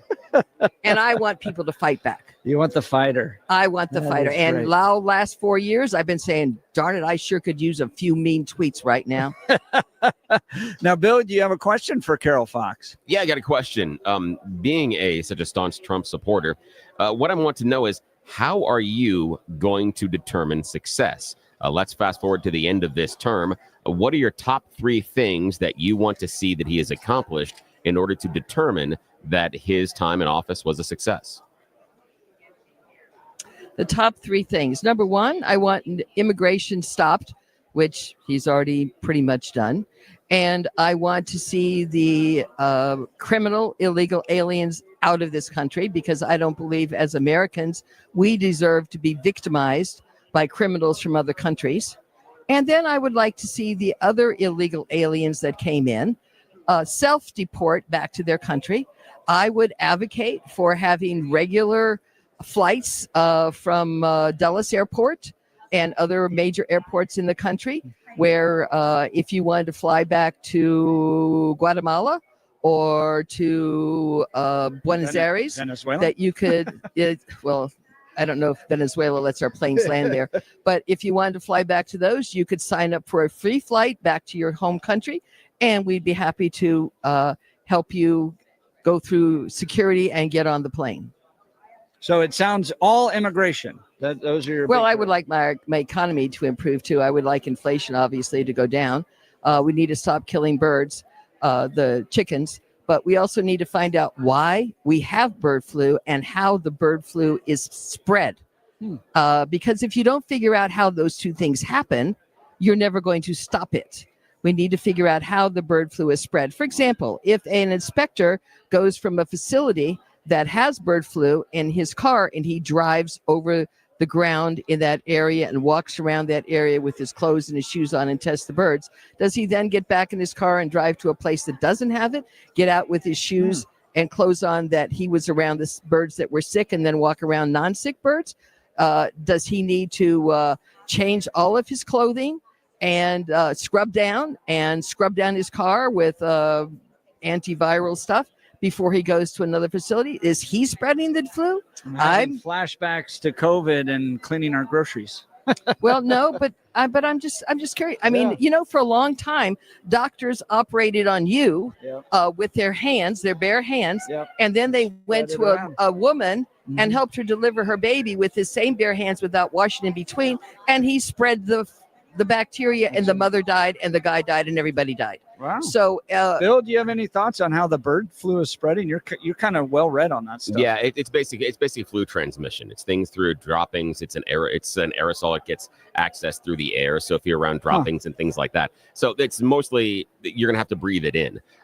The flu virus per se. I'm not talking about how people get it. Yeah, I'm talking about how it is spread from one farm where the bird flu is discovered in the birds, and then they have to go in and kill all the birds. How it spread then to the farm in another, I don't know how far away, miles and miles away, that then it was free of it. But after this guy who tested moves there, now all of a sudden those birds have it. I mean, it's spreading in the flocks with all respect, over. I would have to see I would have to see that causally shown, that because you seem to have assumed I agree that with the you. person I doing agree the with testing, you, but we and- need to have well, people who are investigating that and determining that, so here's the we thing, can though. stop that. Hang on, but here's the thing, though. Is why are we assuming that the individuals that are out there going to where the disease is aren't taking those type of health precautions? Why are they not? well, Your assumption is they aren't. And again, in fact, when they go after infectious diseases, they do take those precautions. So I think you're understand that. defaulting to the negative rather than defaulting to the positive. And I question Well, that. let's figure out how this is spread. Let's figure out why it's spreading and how it's spread, and let's figure out measures to stop the spread, because then we can actually grow our flocks back and we can have eggs again. Yeah, that's right. That's right. Carol Fox joining us live here. She's a CPAC attendee. It's always great to get the pulse of the attendees, because these are the folks that leave this room here and go out there and really make the difference in their communities to drive the MAGA agenda, the Make America Great Again agenda first. Carol, it's been a real pleasure talking to you. Well, Thank you so much. Thank you very much. And it was nice. I'm glad I stopped by and visited with you. And I'm glad I we'll have to figure out where I can get a copy of your podcast. We'll get it up there. So I can put it on KNUS. my Facebook page. That would be great, Carol. Thank Okay. you so much. Thank you. This is the Jeff and Bill Show live from CPAC in Washington, D.C. This is Denver's Talk Leader, News Talk 710 KNUS.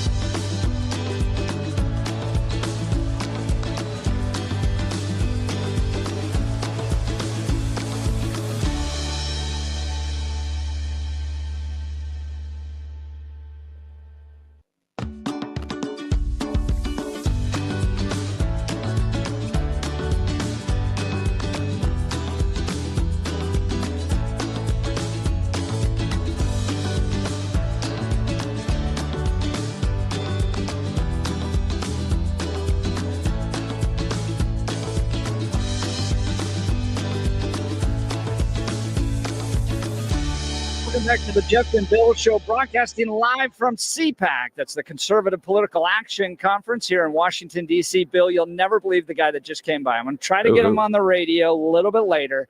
He came by. You remember the dude with his feet up on Nancy Pelosi's desk January 6th? Oh, yeah. Yeah, that criminal. Yeah, just came by. Oh, good. So we'll see if Excellent. we can get him on. He showed me his picture. I'm like, he's like, do you know who I am? I'm like, yeah, no, I don't. He shows me a picture. I'm like, oh, yeah, now I know who you are. It is legendary, man. His feet up on the desk on January 6th in Nancy Pelosi's office. Welcome to CPAC. It's a wild rodeo here.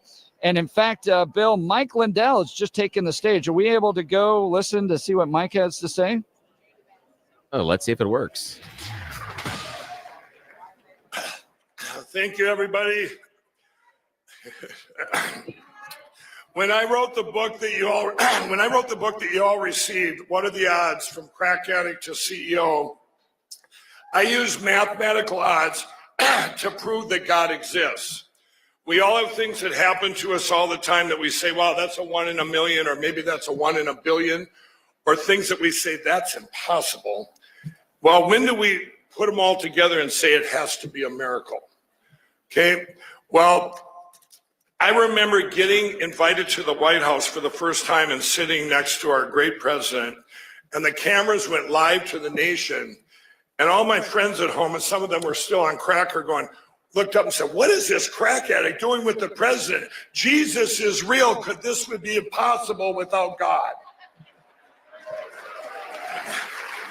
And in the spring of 2020, in another divine appointment, I spoke at the Rose Garden, and I said, God has given us grace for such a time as this.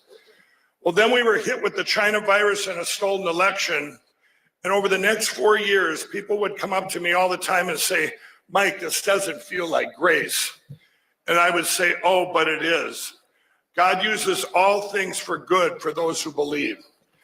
And you're listening to Mike Lindell live. The president and I were talking one day, and I was saying that, you know, that we were talking about how our country was getting completely destroyed everywhere. And I told him, I said, you know, Mr. President, these bad things are actually helping. They're opening people's eyes, and it'll end up being a good thing.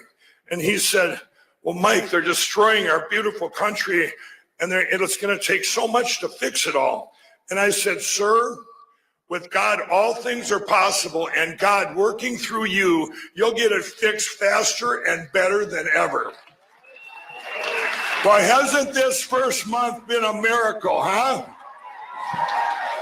Thank you, Mr. President, for getting so much done in such a short period of time. It actually is a miracle. I said it before, and I'm going to say it again. Everybody loves our president. Some just don't know it yet. True.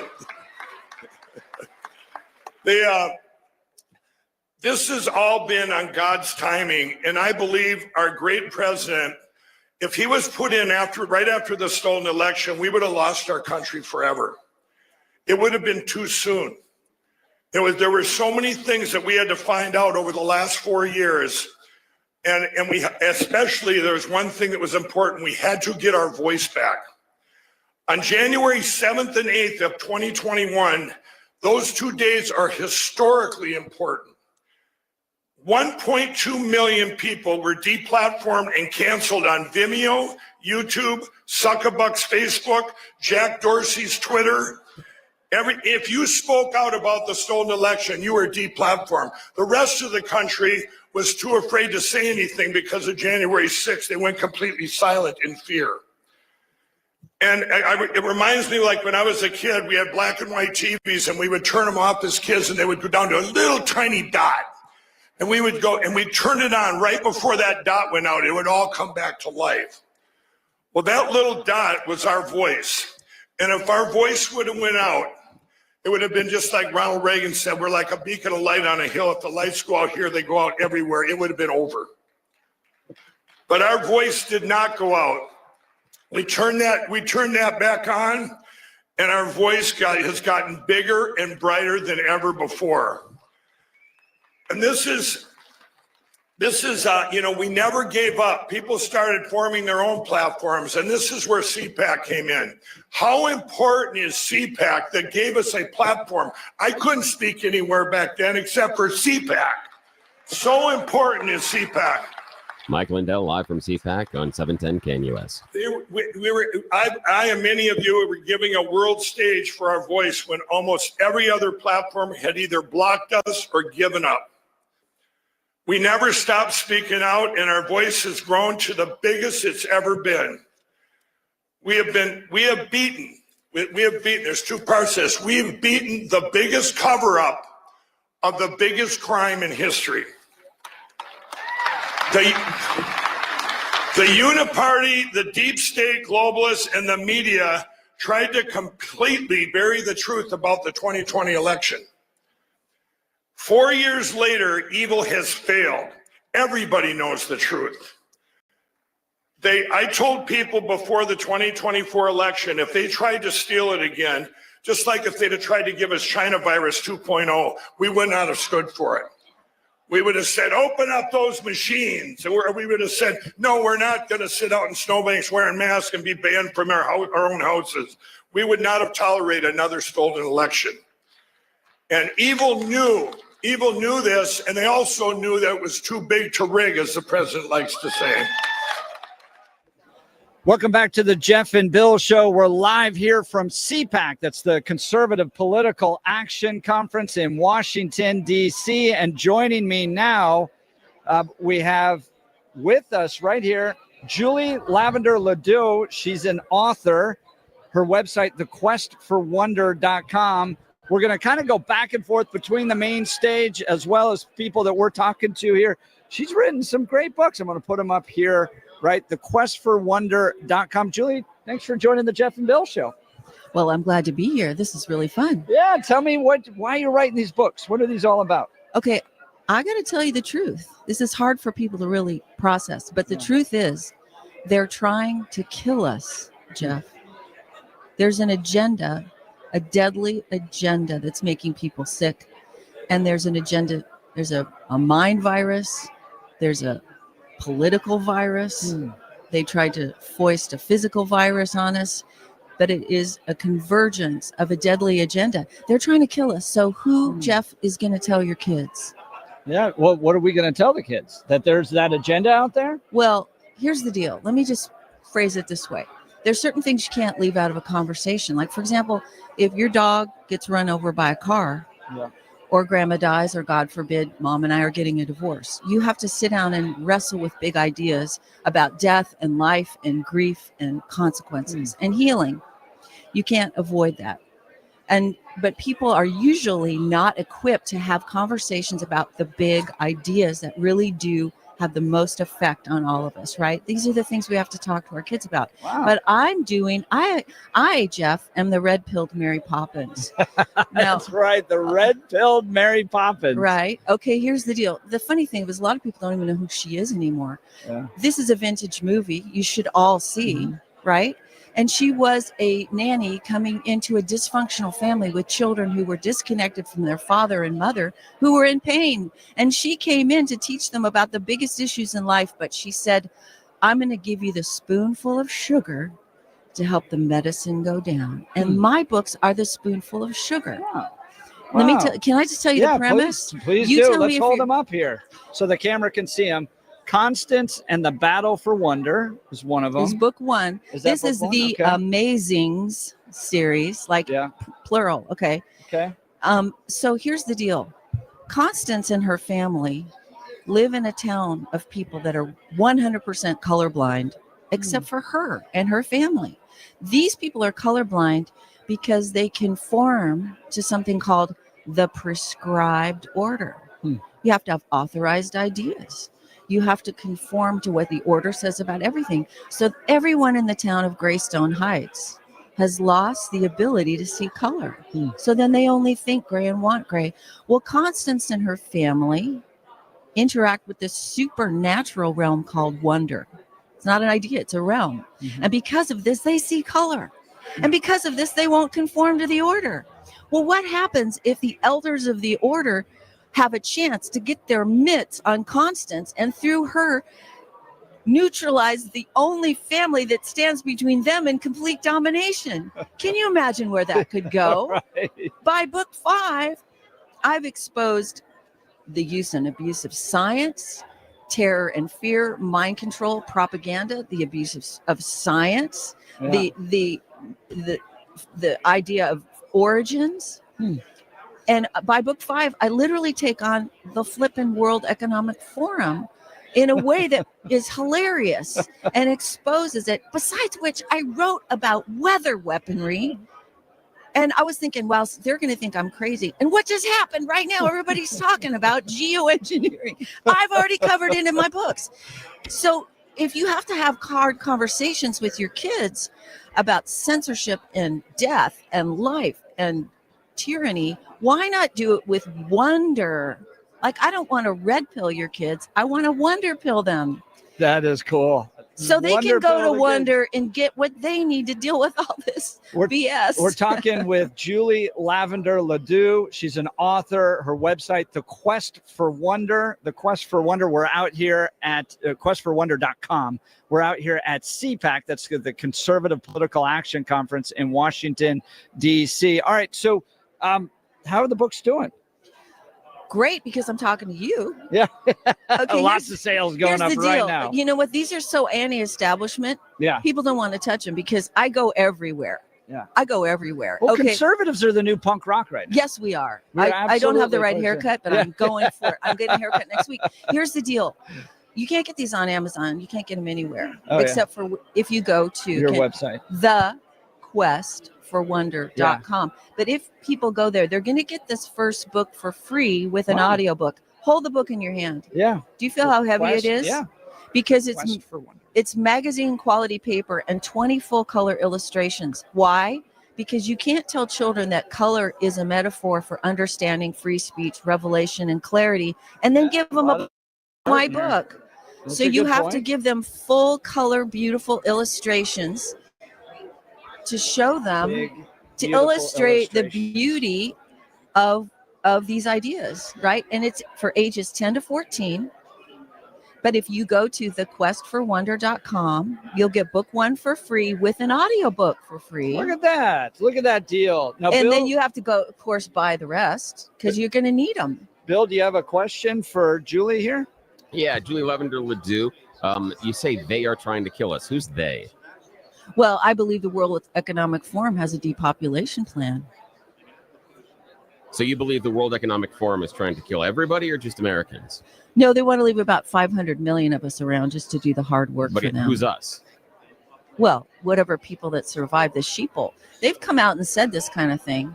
You don't, it's like they're saying the quiet part out loud. I wrote these books kind of as an idea about what if there was a cabal? What if there were people who had an agenda? And then I woke up one day, Bill, and they're actually saying it out loud. Yeah. And what if you're wrong? But the idea is, how are they going to accomplish this and where are they going to do it? How is the World Economic Forum going to enact that change? What power do they Well, have? you asked me a question, what if I'm wrong? I'm going to ask, what if I'm right? What do children need to know about a world where there are small groups of people, and this has happened throughout history, even if I'm wrong, Bill, this has happened throughout history, where small groups of people engorge themselves with great deals of power, a great deal of power, and they are able to harm others and make decisions for the populace that never turns out well. So even if I'm wrong about the World Economic Forum and we make this completely fictionalized, let's just go to fiction. It's an important thing you have to teach children about understanding the importance of power being shared by people who are invested and able to contribute to the system, and not just a small few who hold all the media, who decide whose ideas come out, how they're displayed, what is told in science, what is told in school, what is told in medicine. That never turns out well. And these books will help children understand these concepts, even if I am 100% wrong about the World Economic Forum. Almost if you took the world's richest man, let him contribute a huge pile of money to get a presidential candidate elected, and then have him be part of the government, and then he gets to choose who are the winners and losers. Almost like that. Well, almost, except for all those of us who gave our $5 and $10 donations by the millions. And I would say, I would like to point out too, it seems like that wealthy billionaire wants to reduce the size of government, not expand it. But we're But the talking issue is in charge. with And the Julie issue is in charge, and he also Lavender controls the media site. Ledoux. She's an author. Her website, thequestforwonder.com. They are trying to kill us. Who's the quest? Gonna tell the kids, Jeff. Who's going to tell the kids? I They're will. trying to kill us. Julie Ledoux will. She's an author. All right, we'll continue live from CPAC. You're listening to the Jeff and Bill Show. This is Denver's talk leader, News Talk 710 KNUS.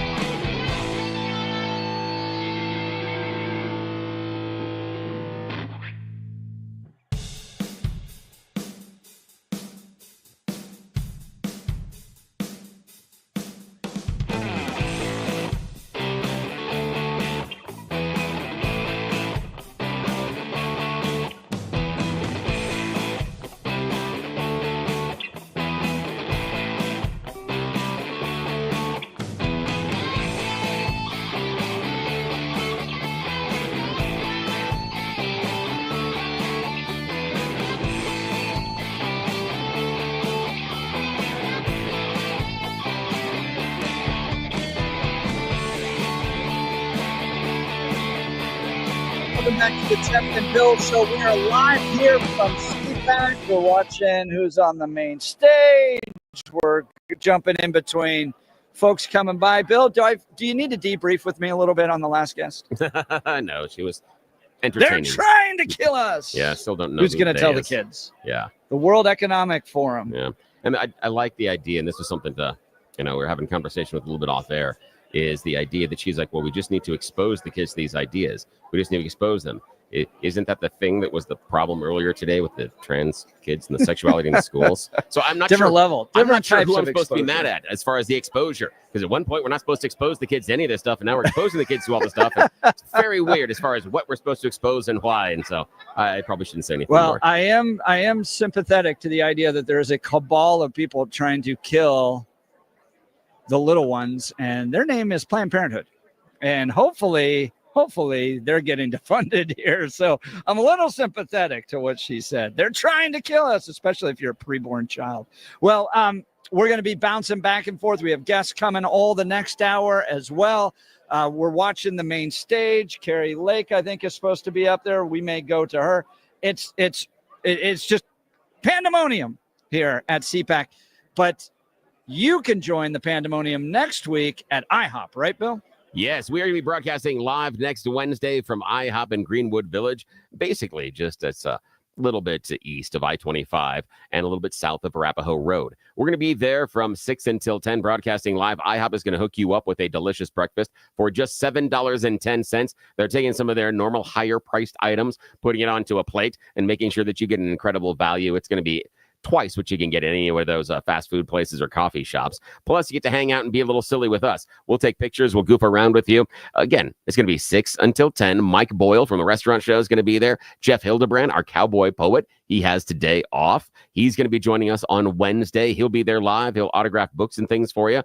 He'll take pictures. You can chat with him and some of his great history working at the Western Channel. He'll sit down and he'll chat with you. And so he'll be there with us. And I hope that you have time to join us as well. The easiest way to get there is down I-25, get off on Arapahoe Road and go to the east. From there, you take your very first south turn. So it could be, if you're getting off I-25 going to Arapahoe Road, it's going to be your first right. And that is, and you'll be able to remember this, it's Clinton Street. Yes, look for Clinton. But instead of going left with Clinton, you go right with Clinton and head a little south, and then you end up at IHOP. So, yeah, come and join us 6 to 10. It's going to be a lot of fun. And, again, the best value for breakfast in town is going to be at the IHOP Greenwood Village that morning, $7.10. And you get to be a little silly with us. We'd love to see you. Yeah, it'll be a lot of fun. Mike Boyle will be joining us as well. Mike's always a hoot at these types of events. Fantastic. So, wow, Bill, we are just about into the final hour of our live broadcast here at CPAC. And then I'm going to be sticking around for the rest of the day, watching some of the speeches, interviewing some folks out here. I love the characters, man. Oh, yeah. I'm just, whether it's the anti-Trump protest down at the Colorado State Capitol or here at CPAC, if you dress unique and you got a little bit of style and attitude, I pretty much want to hang out with you. I've loved been watching you on the Twitters, all the people that you're out there. I saw the lineup of the people with the Trump shirts and the gold lame jackets yesterday. That was next level. That's coordination. That is very, very impressive. They all had signs and they bedazzled gold and it's just, fantastic. it's a hoot, man. It's a lot of fun. So we'll be continuing here live from CPAC. That's the Conservative Political Action Conference in Washington, D.C. Thousands of people gathering here to hear from major speakers. Carrie Lake, Mike Lindell, all here. Donald Trump tomorrow, J.D. Vance yesterday. We'll continue. You're listening to The Jeff and Bill Show. We are Denver's talk leader, News Talk 710, KNUS.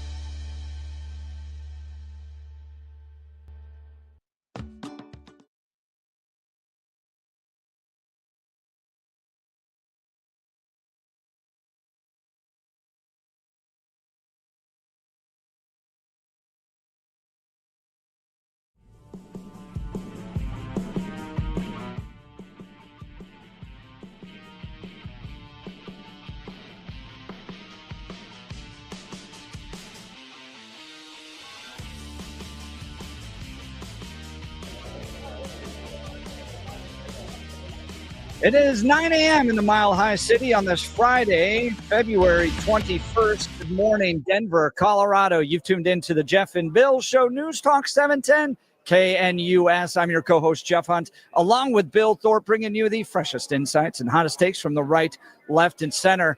Congratulations. You just woke up in the greatest country in history, and Donald Trump's your president. It's not a dream. It's a reality. Let's get after it. We got a whole hour planned for you of engaging conversations, critical analysis, most importantly, your phone calls and texts, because this is where Denver's voice is heard loud and clear. So grab a cup of coffee, Denver, and let's dive into the issues that matter most to you right here, right now. We are broadcasting live from CPAC, the Conservative Political Action Conference in Washington, D.C., where thousands of conservatives are gathering to hear speeches from the main stage, attend workshops, network and interact, hang out on Radio Row with us. It's an absolutely jam-packed room right now. So many people coming by. It's a ton of fun.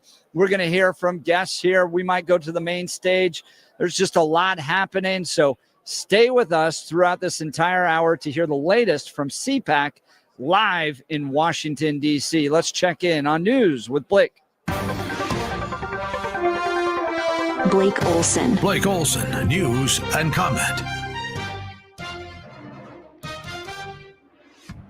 All right, thanks a lot, Jeff. 30 and mostly cloudy after snow this morning in Denver. Expecting a high of 41 today. The 7-10 5-day forecast is coming up. Our top story. Why not take that crazy spending that Doge and Elon Musk are finding and move it over to securing the border? Instead, fiscal conservatives are faced with a bill they're putting forward to just simply increase the spending.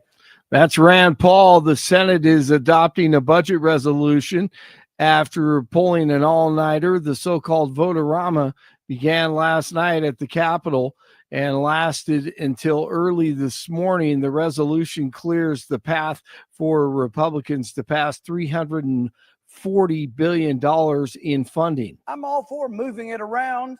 I'm all for saving it from the craziness and pushing it over into something more valuable. There is a procedure for doing this.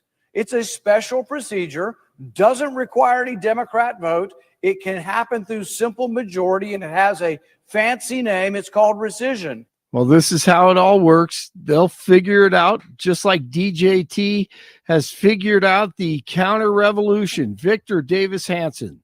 It was an effort to change the entire Constitution. We forget that. They were trying to bring in Puerto Rico as a state and Washington, D.C. to get 4 instant senators. They were proud. They said that they were going to pack the Supreme Court. It hadn't been tried since 1937. And it was a object of disgrace ever since, but they were proud to try it again. And globalists will keep on trying to destroy the U.S. and the West, but we'll keep on fighting. And Ukraine needs America's help. But Marco Rubio says President Zelensky has said and done some things that the administration doesn't like. Hello, McFly. One of the points the president made in his messaging is not that we don't care about Ukraine, but Ukraine is on another continent. You know, it doesn't directly impact the daily lives of Americans. We care about it because it has implications for our allies and ultimately for the world. There should be some level of gratitude here about this. And when you don't see it and you see him out there accusing the president of living in a world of disinformation, that's very counterproductive. And I don't need to explain to you or anybody else. President Trump's not the kind of person that's going to sit there and take that. He's very transparent. He's going to tell you exactly how he feels. And he sent a message that he's not going to get gamed here. He's willing to work on peace because he cares about Ukraine. And he hopes Zelensky will be a partner in that. Kash Patel begins his first full day as director of the FBI today, and it should get interesting, especially with the deep state dirtbag Adam Schiff. Their colleagues that pepper sprayed them, that beat them with poles. Tell them you're proud of what you did, Mr. Patel. They're right there. They're guarding you today. Tell them how proud you are. That's an abject lie, and you know it. I've never, ever accepted violence against law enforcement. I've worked with these men and women, as you know, you my entire glorified life, it in song, and I did Mr. not Patel. make a single dime out of It it. in song. Well, let me. How about you ask them if I have their backs, and let's see about that Let me answer. ask you this. cash, baby. FBI, cash, baby. All right, stop.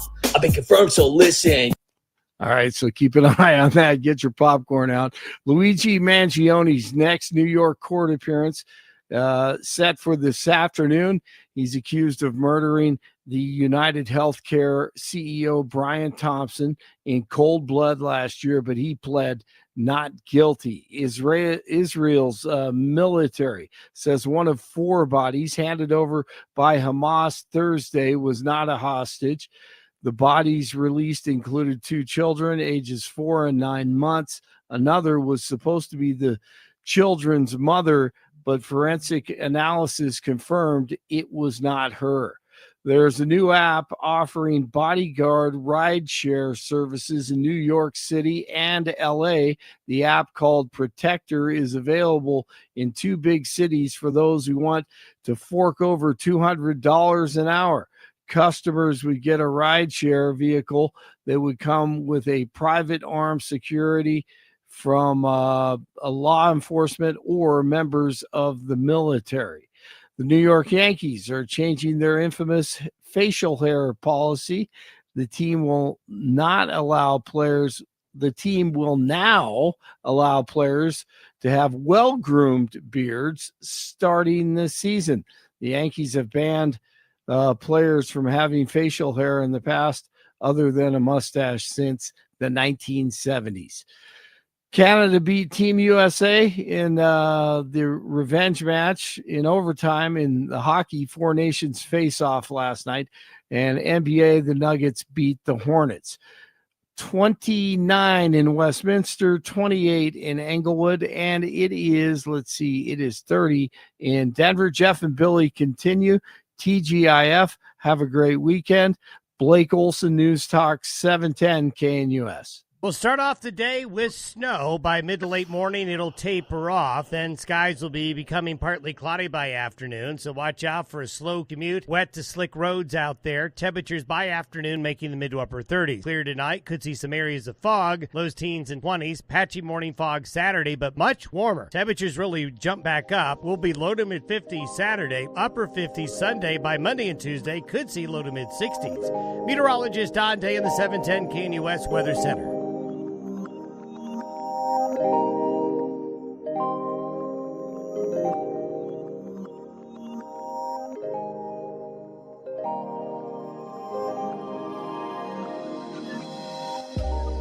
Welcome back to the Jeff and Bill Show, broadcasting live from CPAC. That's the Conservative Political Action Conference in Washington, D.C. And like I said, over and over again, man, it's the people with style. You can just tell they come by. There's like this aura about them. They look good. And I'm like, I want to talk to these guys. Joining me now, B. Taylor. He's an internationally acclaimed, multi-award winning artist, producer, songwriter, and decorated Navy veteran. What's up, brother? You look good today, man. Hey, you too, man. I gotta get the hat. I don't got a ring that big though. Show me that. You got to show the audience that ring. Oh my goodness. Lakers there. There's Lakers, huh? Yes. So, B. Taylor, tell us what you're doing here at CPAC. Oh man, so I came my first time. I'm partnered with Moms for America. Nice. Kimberly, we're partnered together. Met her during the inauguration and had the same values, same movement, and we came together to work together through my company, my nonprofit One Life, and through music, pushing one of my new singles called We Are One, God, Family, and Country, featuring J. Michael Harder and America's Got Talent Chapel Hart Country Band. And the video was filmed, actually, the first part of it, 2020, during President Trump's first administration. It was filmed during the pandemic. So it's all the military branches, all of the Coast Guard, the veterans, first responders, the NFL's in the video. Wow. And it's a massive shoot. And we're putting it out. And so Moms for America, part of the proceeds are going to go to them. And so they asked me to be here along with some of the members of Trump's advisory team who are working with me with the Department of Defense and the Secretary for Recruitment and everything. So I'm here. So you're recruiting for the Navy and getting some folks in. Yeah, everybody. I've been in this Goodwill Global Ambassador and friends of the military, since I signed in 2009 and been successful with music, but using my platform, I got my rising from an E2 to get my education, to playing sports, getting a shot in the NFL, and then signing a music deal discovered by Snoop and the Motown legends of Smokey and the Miracles. So it's a hybrid, great story. And so the advisory team wants to really utilize me for recruitment to show that our troops, your life's not over. I'm a prodigy of the United States military, from E2, the bottom, all the way up to this, and just being in line with helping our young people understand that you can become whatever, and when you serve this country, you become a part of the veteran and military community of the #1 team in the world. And I'm excited to be here and just support, man. It's a support. I love it. Let's talk about your music. Yes, sir. A lot of rappers and music creators aren't necessarily MAGA or conservative or even pro-America. For years, it was, the other direction. Right. You are out here in public. You're a musician. You're proud of what you stand for. Tell me about that. Yeah, I never really got into, I was never been a politics guy, but I'm about God. I'm a preacher's kid, and no matter what side are you on, he's number one. That's right. And he controls the strings of this entire earth, right. And so I've always been like that, and about family and just about our heroes and young people. How can I inspire young people of all races, and how can I be a voice for our military, our veterans, our first responders, the family members that sacrifice for the freedom? So, I never get into politics. I just try to do what I'm supposed to be doing and what I'm good at, and using my platforms for the greater good. And if you want to, be a part of it, great. But if you don't, I'm going to move with God forward, and the right people are going to be along. And so I'm just going to always continue. I made that vow to the Secretary of the Navy and the Chief of Naval Operations and many of my mentors at the leadership over the years that I would be able to represent our military veterans, first responders, and #1, represent the Lord and represent my dad and mom who nurtured us kids in Christ. Dude, I bet your parents are proud of you. We're talking to B. Taylor. He's an internationally acclaimed, multi-award-winning artist, producer, songwriter, and decorated Navy veteran, live here at CPAC. Now, I would say the last 4 or 5, 6 division, we separate people based upon race, about sexual identity, about gender, all that stuff, religion. And, they've even been saying our diversity is our strength. Right. And I think it's our unity is our strength. E pluribus unum. Out of all those many, we are one. We come together. You experience that in the military. Yep. Right. It's about single mission. Right. And Right. that's what it was. That's what you learn in the military is about. You have people from all walks. And at the end of the day, the military's program, whatever branch you're in, they break you all the way down and then build you back up as one block. It's not separate blocks. Everything you do is together.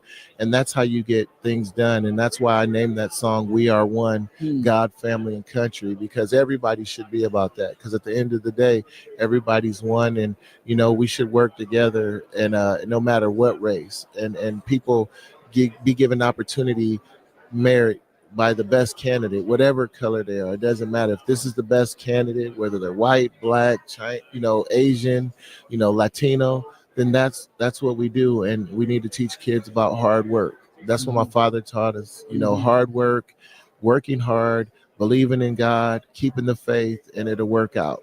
Talking to B. Taylor. All right, Bill, you're the musician guy here, right? If it's not George Strait, I probably don't know who it is. But if it's B. Taylor, you might have heard him. And Bill's on the Armed Forces Network. He's a DJ for them. His voice is heard in the space station. Oh, man. So, Bill, you got any questions for B. Taylor? Yeah, this is a hard one for me because I am tangentially know of B. Taylor's work. I'm not deep into the catalog, but I do know some of his work. What I think is very interesting, where I want to start. We're going to start more contemporary, and then we're going to work backwards a little bit, Mr. Taylor. Yes, but where I want to start with is, if I'm correct, you're the first person that got clearance to shoot a video on an aircraft carrier from the U.S. military. Is that correct? Yes, sir. Yes, sir. Now, okay. It was Snoop's. Yes. Snoop's mom played my mother in the video. Rest in peace, Snoop's mom. And then the Motown legends, First Lady Claudette Robinson, the First Lady of Motown, and the member of the Miracles played my grandmother. And Pentagon, yes, they approved me to do that on the USS Midway, the first time it's ever been used for a music video. Wow. This is really cool because that's something that I find very important. I think that's really cool. So I got to ask this. This is kind of a geek question for me. Okay, you got to talk about in the room when that happened in the process of getting the approval, because you're sitting around and go, where are we going to shoot the video? And you're like, aircraft carrier. Wait, hang on. So right. How did that happen, man? How did you make that work? Admiral Kirby, I have to say, John Kirby, who was the CHINFO at the time and then moved up to be the press secretary, for the Department of Defense. And then he was just in the White House for national security. That whole Navy leadership, Admiral Kirby, the leadership from General Dempsey at the time, and just came to them. And I've always stayed true to I've always been. And next thing you know, man, I'm getting sign-offs for that one. And I'm shooting on the aircraft carrier. We got a baby grand piano on the flight deck, and I got Snoop's mom and the Motown legends for the first time ever shooting this video, man. So the visuals on that video are nuts. That's so fantastic. That is a work of art, my friend. That is a work of art. Thank you. Okay. Thank you, sir. Got a question for you. You have hung out and worked with some heavy hitters working behind the scenes. I mean, some names that people would recognize, some names your audience wouldn't recognize at all. People like Chris Brown and some others. Yeah. So what I want to know is, what's it like working with those guys that have the big rep? They're walking into the studio. You've got to sit down. You got to bring something to them. But what's it like navigating the fact that, this dude has so many other hits? You've got a wonderful resume behind you. But what I'm looking at is, how in the heck do you go about getting the creative juices flowing, and more importantly, critiquing some of the work of these big stars? Well, you know what? I came in and was discovered by, when I was in the military, Snoop and, Eminem. They were like big brothers, and Snoop is a genius and very, very musically gifted. And so that led me to Motown. And when I got with, Pete Moore, who Discovery of the Miracles, and I'm in the room, my first recording studio session when I signed was Pete Moore of the Miracles, Bobby Rogers of the Miracles, B.B. King, Cuba Gooding Jr., the main ingredient, Joe Jackson, the great Joe Jackson, and Aretha Franklin on Skype. That's your first session. You understand that was what I was doing. And so, to be mentored by the Pete Moore, the Miracles, and all the Motown legends and the Gordy family, you become great.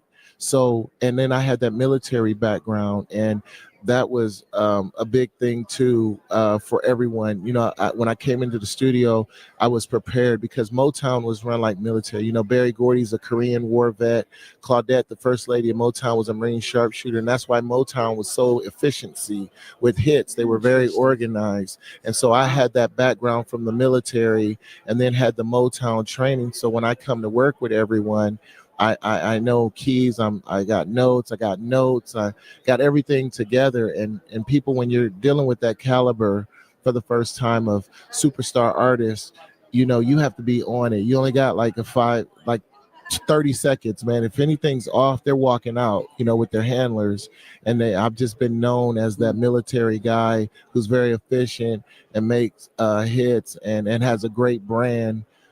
In other things with the nonprofit and working with troops and being a Goodwill Global Ambassador. So it just made me unique. And so I attribute that to the U.S. military with helping me to get ready for the Motown legends and the icons. The military, it helped me to be able to extend on the work ethic that I already had from my parents and playing sports my life, but the military helped groom me to getting in those rooms. When you become in those rooms and, at a young age, sitting with admirals and generals and secretaries at a young age, and then you step out into the civilian world and you're in a room with Motown royalty and icons who give you 5 seconds and they discover you, it helped a lot. So I attribute the United States Navy. Phil, I'm ready to join. Are you ready to join? Yeah. Let's go. This is really cool. Navy. This is B. Taylor, a Grammy Award-winning musician, hit maker, guy that has done everything everything. This is a real treat for me to talk to him. And repping back to the Miracles, man,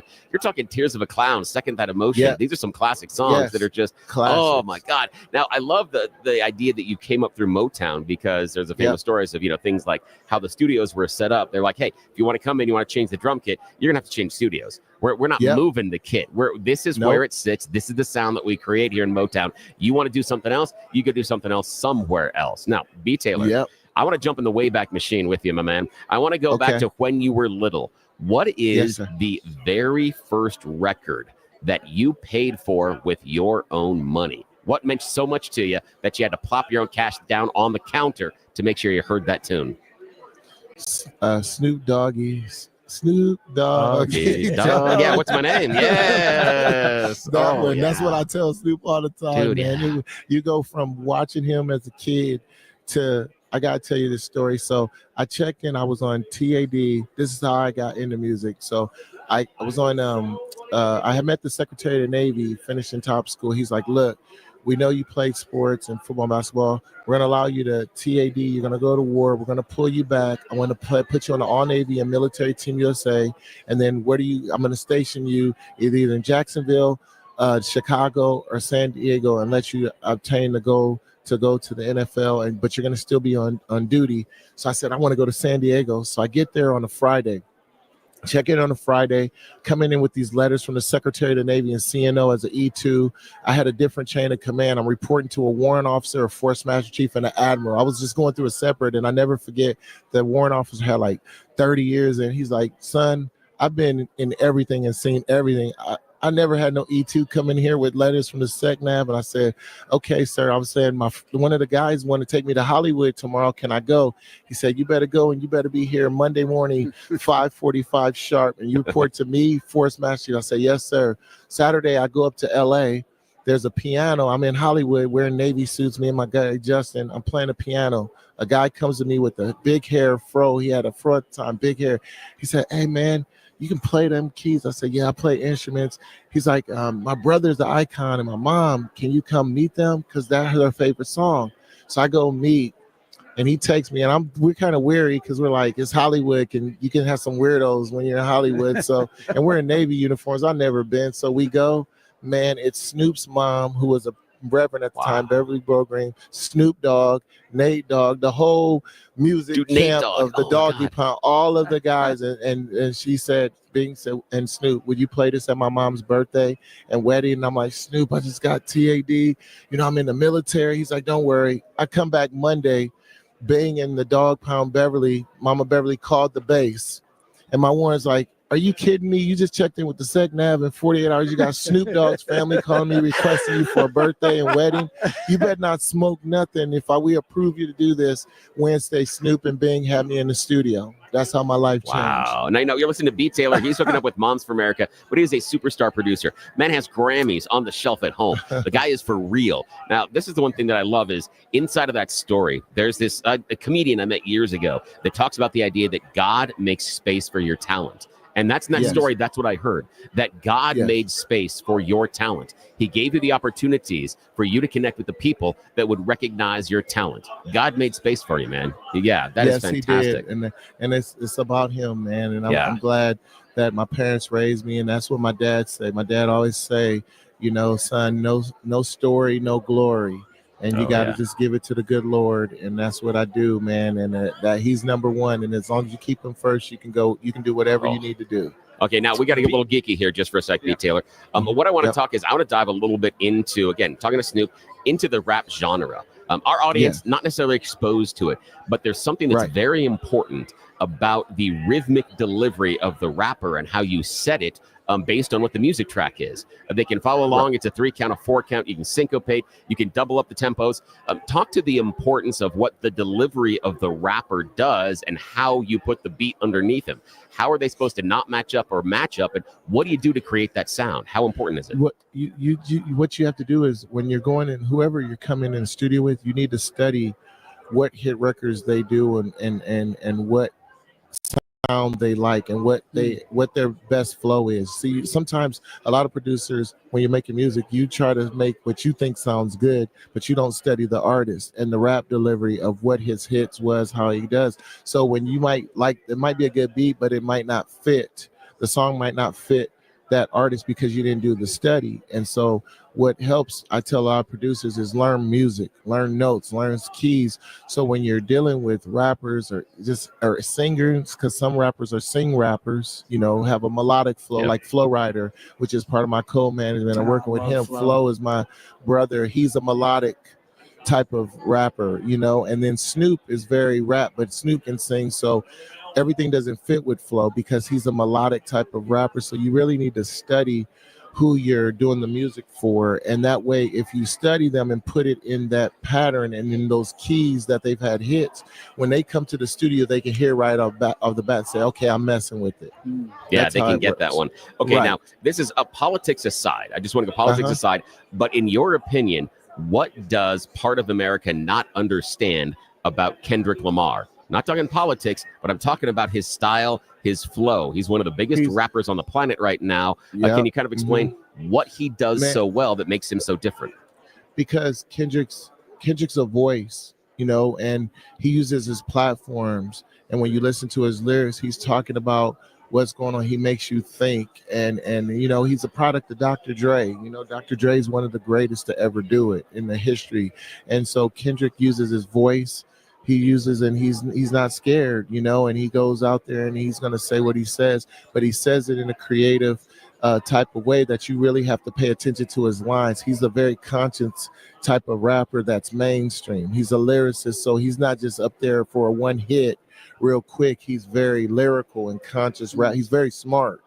And Yeah. so that's what makes it. And when you hear what he's talking about, he has double lines for everything. So, yes, big kudos to him. He came up through the ranks, and he's a prodigy of Dr. Dre. If you're a prodigy of Dr. Dre, you got a great shot of being successful. That's for sure. Oh, yeah. And then he hooked up with DJ Mustard, and Mustard's really on the edge. He's on the cutting edge of everything that's going on. And I appreciate that. Kendrick, the lyricism of Kendrick is absolutely fantastic. And he changes his pattern and his flow. You look at the most recent one, Squabble Up. He changed that thing 3 or 4 times inside the track. It is fantastic, man. Yep, you're so right. You guys, we're gonna have a separate podcast Dude, with you guys just going deep on music. B. Taylor, I love can it. close the bar down, my man. Yeah. Right. You're right, man. Right, man. B. Taylor, you can follow him on X at B. Taylor Official. His website, btaylor.com. He's an acclaimed multi-award-winning artist, producer, songwriter, and decorated man. Able to be you on Thank the you show. for having me. Thank For you swinging for by. I having know me. you got a lot to get to today. Making the round. Got a big group here. For him to sit down, Bill, with us, it was a real honor. No, thank you guys. Thank you, Bill. Thank You've made my week, man. you. To sit and you guys keep doing, man, and we gonna get this country right and just be in love. You unite people in love. That's all. Love always. That's right. And I'm ready to. Bill, I'm going to send it back to you. You're listening to the Jeff and Bill Show. Tell us about Colorado Wound Care. All right. Now, hopefully you've been listening to the show for a little while. We've got a brand new advertiser here, ColoradoWoundassociates.com. I want you to check them out at ColoradoWound.com. ColoradoWound.com. See, the reason is that the Wound Care Associates of Colorado are changing the game. That little tiny cut that's taken a while to heal. You know how things heal a little bit different when you get older. It takes a lot of time. Your body takes some time to knit things back together, but that means that wound is open, and it's a highway for bacteria, dirt, and germs to get access to your blood system, your organs, and that can turn tragic. In my own family, I had an aunt that developed a chronic wound on her leg. While she was getting treatment at a care facility, she was exposed to MRSA. That MRSA got inside her body. She spent numerous bouts, we're talking weeks, inside of the hospital, and it was the MRSA that was trying to get her, not the wound, but the wound was the vehicle for the dirty, nasty stuff to get inside. That's why I want you to talk to my friends at Wound Care Associates of Colorado, because they are changing the game here in our state. They're doing it differently than anybody else, and they're doing it better. Let me explain why. First of all, they have a wound care certified nurse practitioner that comes to your home and talks to you about your wound. Yeah, they go old school, like the old house call doctor thing. That's what Wound Care Associates of Colorado do. You get the convenience, comfort, and all the care you need in the privacy of your own home. How easy is that? No more getting to the clinic, no more hanging around or exposing yourself possibly like my aunt did to MRSA or any other nasty little German buggy that are inside those wound care facilities. This is going to be in the privacy of your own home. It's going to be a customized tailor plan that is going to be done specifically to your needs and your wound. And here's the other big one. They are going to fix the wound. Too many wound care facilities out there just try to maintain the wound. That's what my aunt ran into. They were just maintaining the wound. So that meant it stayed open. So when MRSA was there, MRSA got her. Yeah, that's the problem. It may not be the first, second, third, fourth time you're at that wound care facility, but as long as they're maintaining that wound, you still have the opportunity for infection, and that can turn deadly. That's actually what happened in Jennifer Walker's family.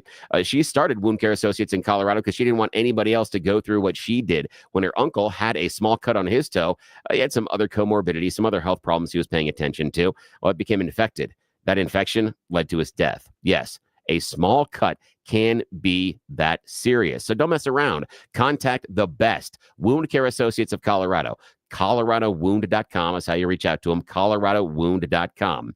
You will get improved healing outcomes. They are the best in the business. And again, it's the comfort, the care, the privacy in your own home on your timeline. And it's a personalized treatment plan that is going to fix the wound, not just maintain it. So any sort of germs can come and have a party inside your body. We don't want that. I don't want that. You don't want that. You don't want that for your family. Contact the Wound Care Associates of Colorado if anybody in your family is dealing with a chronic wound, a sore, anything like that. They'll take care of it, and they're going to fix it. ColoradoWound.com, ColoradoWound.com for the Wound Care Associates of Colorado. When you reach out to them, tell me you heard about them here on the Jeff and Bill Show. Jeff's live at CPAC. We'll be back right after this. This is Denver's Talk Leader, News Talk 710, KNUS.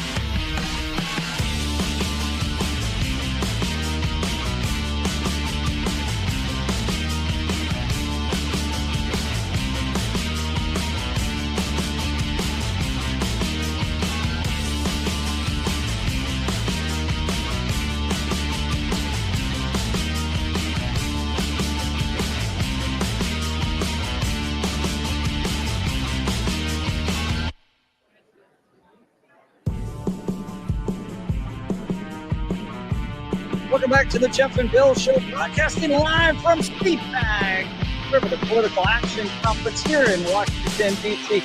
I love it. People are coming by, talking to us. We're here on Radio Row. We're hearing about all the most pressing public policy issues out there. Joining me now, Mark Chenoweth, President and Chief Legal Officer at New Civil Liberties Alliance. Now, you guys have been working at the U.S. Supreme Court on the executive power, right? Tell us about that. Yeah, that's exactly right. The president's executive power, in this case, the removal power, his ability to fire people, because as you know, the president's famous for saying you're fired before he got to the White House, and he's trying to carry that forward now. And some of the people who he has been firing have been suing and trying to get their jobs back. So, in particular, the first case to reach the Supreme Court is the case of Hampton Dellinger, who was the head of the Office of Special Counsel, which is a smallish agency. It's a 5-year term. It's a single person who heads that agency, and there are some tenure protections around the role. It's that Congress said you can't fire this person unless they have engaged in some malfeasance or some of the usual sort of language. But the president doesn't think this person's going to follow his priorities and his policies, and so he wants to put somebody else in. So he fired him. Well, this Mr. Dellinger sued in D.C. District Court. The D.C. District Court put a temporary restraining order in place and ordered his reinstatement pending the outcome of the case. There's all sorts of problems with that, but the D.C. Circuit upheld that decision, and so that's why it's now heading up to the Supreme Court. We filed an amicus brief defending President Trump because what we said is, look, the Constitution talks about the appointments power, and it doesn't talk about the removal power. Why is that? Well, all of the executive power was given to the president in Article 2, and then the appointments power was constrained a little bit. They said advice and consent of the Senate for some of these roles. Right. But they didn't say anything about the removal power. Why not?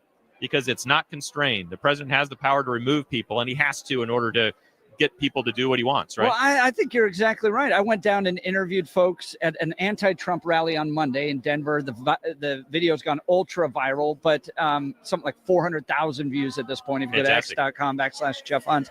But I talked to federal workers in particular, and I asked them the question, if the president can't fire, who can? And what they said was, well, it's a long process that involves their superiors and HR and all that stuff.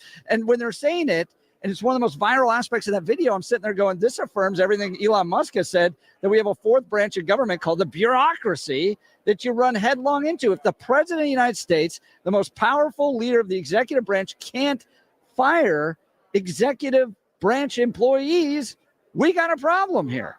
That's exactly right. And the problem starts with, you need to be able to fire these people at the top of the agency. And actually the Supreme Court's already spoken to this. This isn't President Trump who came up with this idea. As I say, it goes back to the Constitution. James Madison said that the president has absolute removal power. But the Supreme Court looked at this question in the context of the Consumer Financial Protection Bureau just a few years ago, because the head of that agency is also a single person who had tenure protections from Congress. And the Supreme Court looked at that and said, no. You report directly to the president. You can't have these tenure protections. He can fire you if he wants to. Tenure protections in government. Yeah, in that case, they just took away the tenure protections. They said the person hadn't been fired at that point, but their tenure protections were gone. I worked in higher academics. No tenure. Please. Mark, now Bill Thorpe's on the other line, and Bill, I know you probably have some questions, so I want to make sure we have enough time for you. Bill Thorpe, any questions for Mark Chenoweth, president of the New Civil Liberties Alliance? I appreciate the time today. I'm curious, do you think there is any constraints on the president's removal power? And if so, what are they?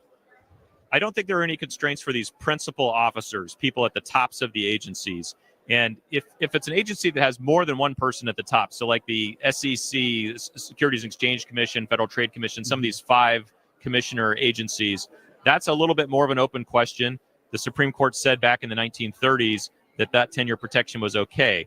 But the reason they said that was because they said that those commissions weren't engaging in executive power, that they were quasi-judicial and quasi-legislative. And I don't know if that was true in the 30s. I sort of suspect it wasn't, but it's certainly not true today. These agencies are engaged in executive power. I was at the Consumer Product Safety Commission, which is one of these 5 commissioner agencies, definitely engaged in executive power when they do something like a product recall.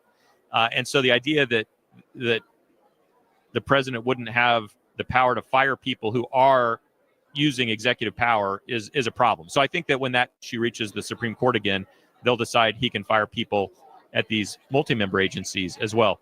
Bill, I think what's interesting, the Federal Reserve is the one that people seem to be really worried about. Can the president just fire people from the Federal Reserve Board? Because that's another multi-member agency. Interestingly, the president in one of his latest executive orders said that he wants to be able to review the regulatory decisions of the Federal Reserve. So when they come up with regulations for banks, but not their rules about the money supply and the thing that people are the most concerned about them being independent on. So I think the president is trying to send a signal to the Supreme Court. Don't worry, we're not going to mess with the independence of the Fed if you allow us to exert authority over these other kinds of regulatory things that are going on. Now, Mark Chenoweth, who's president of the new Civil Liberties Alliance, joining Jeff and Bill live. I appreciate the idea that you brought in the independent agencies. How much purview and control should the executive have over those agencies, including firing? Donald Trump has made steps to bring those independent agencies under the umbrella of the executive, but they weren't set up that way. They weren't set up that way by Congress. What do you think? How far does his executive power play in this one? I think pretty far. I think he needs to be able to control the budgets of the agencies. I think he needs to be able to hire and fire the people at the top of the agencies. I think that that those regulations that the agencies submit should have to work through the normal process, like regulations from any other cabinet agency. They should go up through it's OIRA. It's the office that looks at these regulations from a cost benefit perspective and so forth, and decides whether or not the president wants to support them. Those are issued by independent agencies now without the president's imprimatur, and I think that needs to stop. I think independent agencies like it's already true with the EPA and other cabinet level agencies that the president has an opportunity to sign off on those things. It needs to be true for these independent agencies as well. Like so SEC you disagree and with the power of Congress to be able to set up independent agencies? I do, at least in the executive branch. Yeah, they could set up. They could set something up in the legislative branch, I suppose. But in the executive branch, I don't think they can cabin the president's power by setting up an independent agency that's not accountable. What was to the president. reason that they were set up independently in the first place? What was the theory behind that? Well, Woodrow Wilson was a big believer in expertise, and he didn't trust the people, particularly as the vote extended to women and to minorities, and we had the franchise extended more broadly in the United States. Woodrow Wilson wanted to take power away from the people and keep it in the government. And so he wanted to set up these independent agencies. And he's very open about this. If you read some of his writings, he wanted to set up these independent agencies to protect expertise and take away power from the voters. And we need to reverse that and bring back accountability. Wow. We're talking to Mark Chenoweth. He's the president and chief legal counsel of the new Civil Liberties Alliance. If you want to learn more about the new Civil Liberties Alliance, go to nclalegal.org, nclalegal.org. To your point, Mark, I think it is bringing the power back to the people. And we've lived under this fourth branch for so long that has burdened so many businesses and shut down opportunity in this country.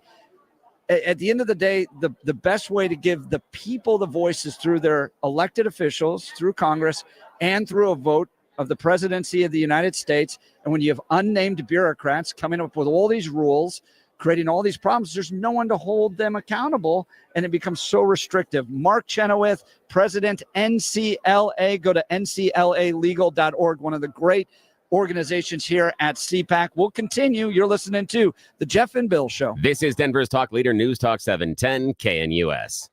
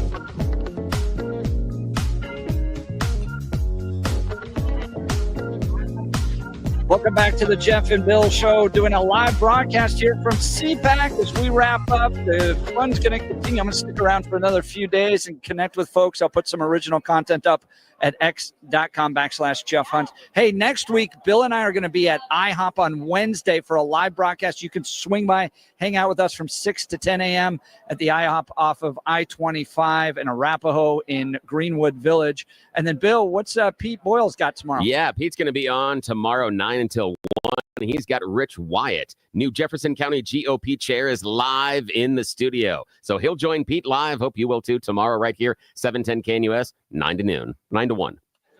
You're listening to Jeff and Bill. This is Denver's talk leader, News Talk 710 KNUS. Watch your back when you're shoveling all that snow. And please, as Pete says, stay close to a warm radio. We'll see you Monday.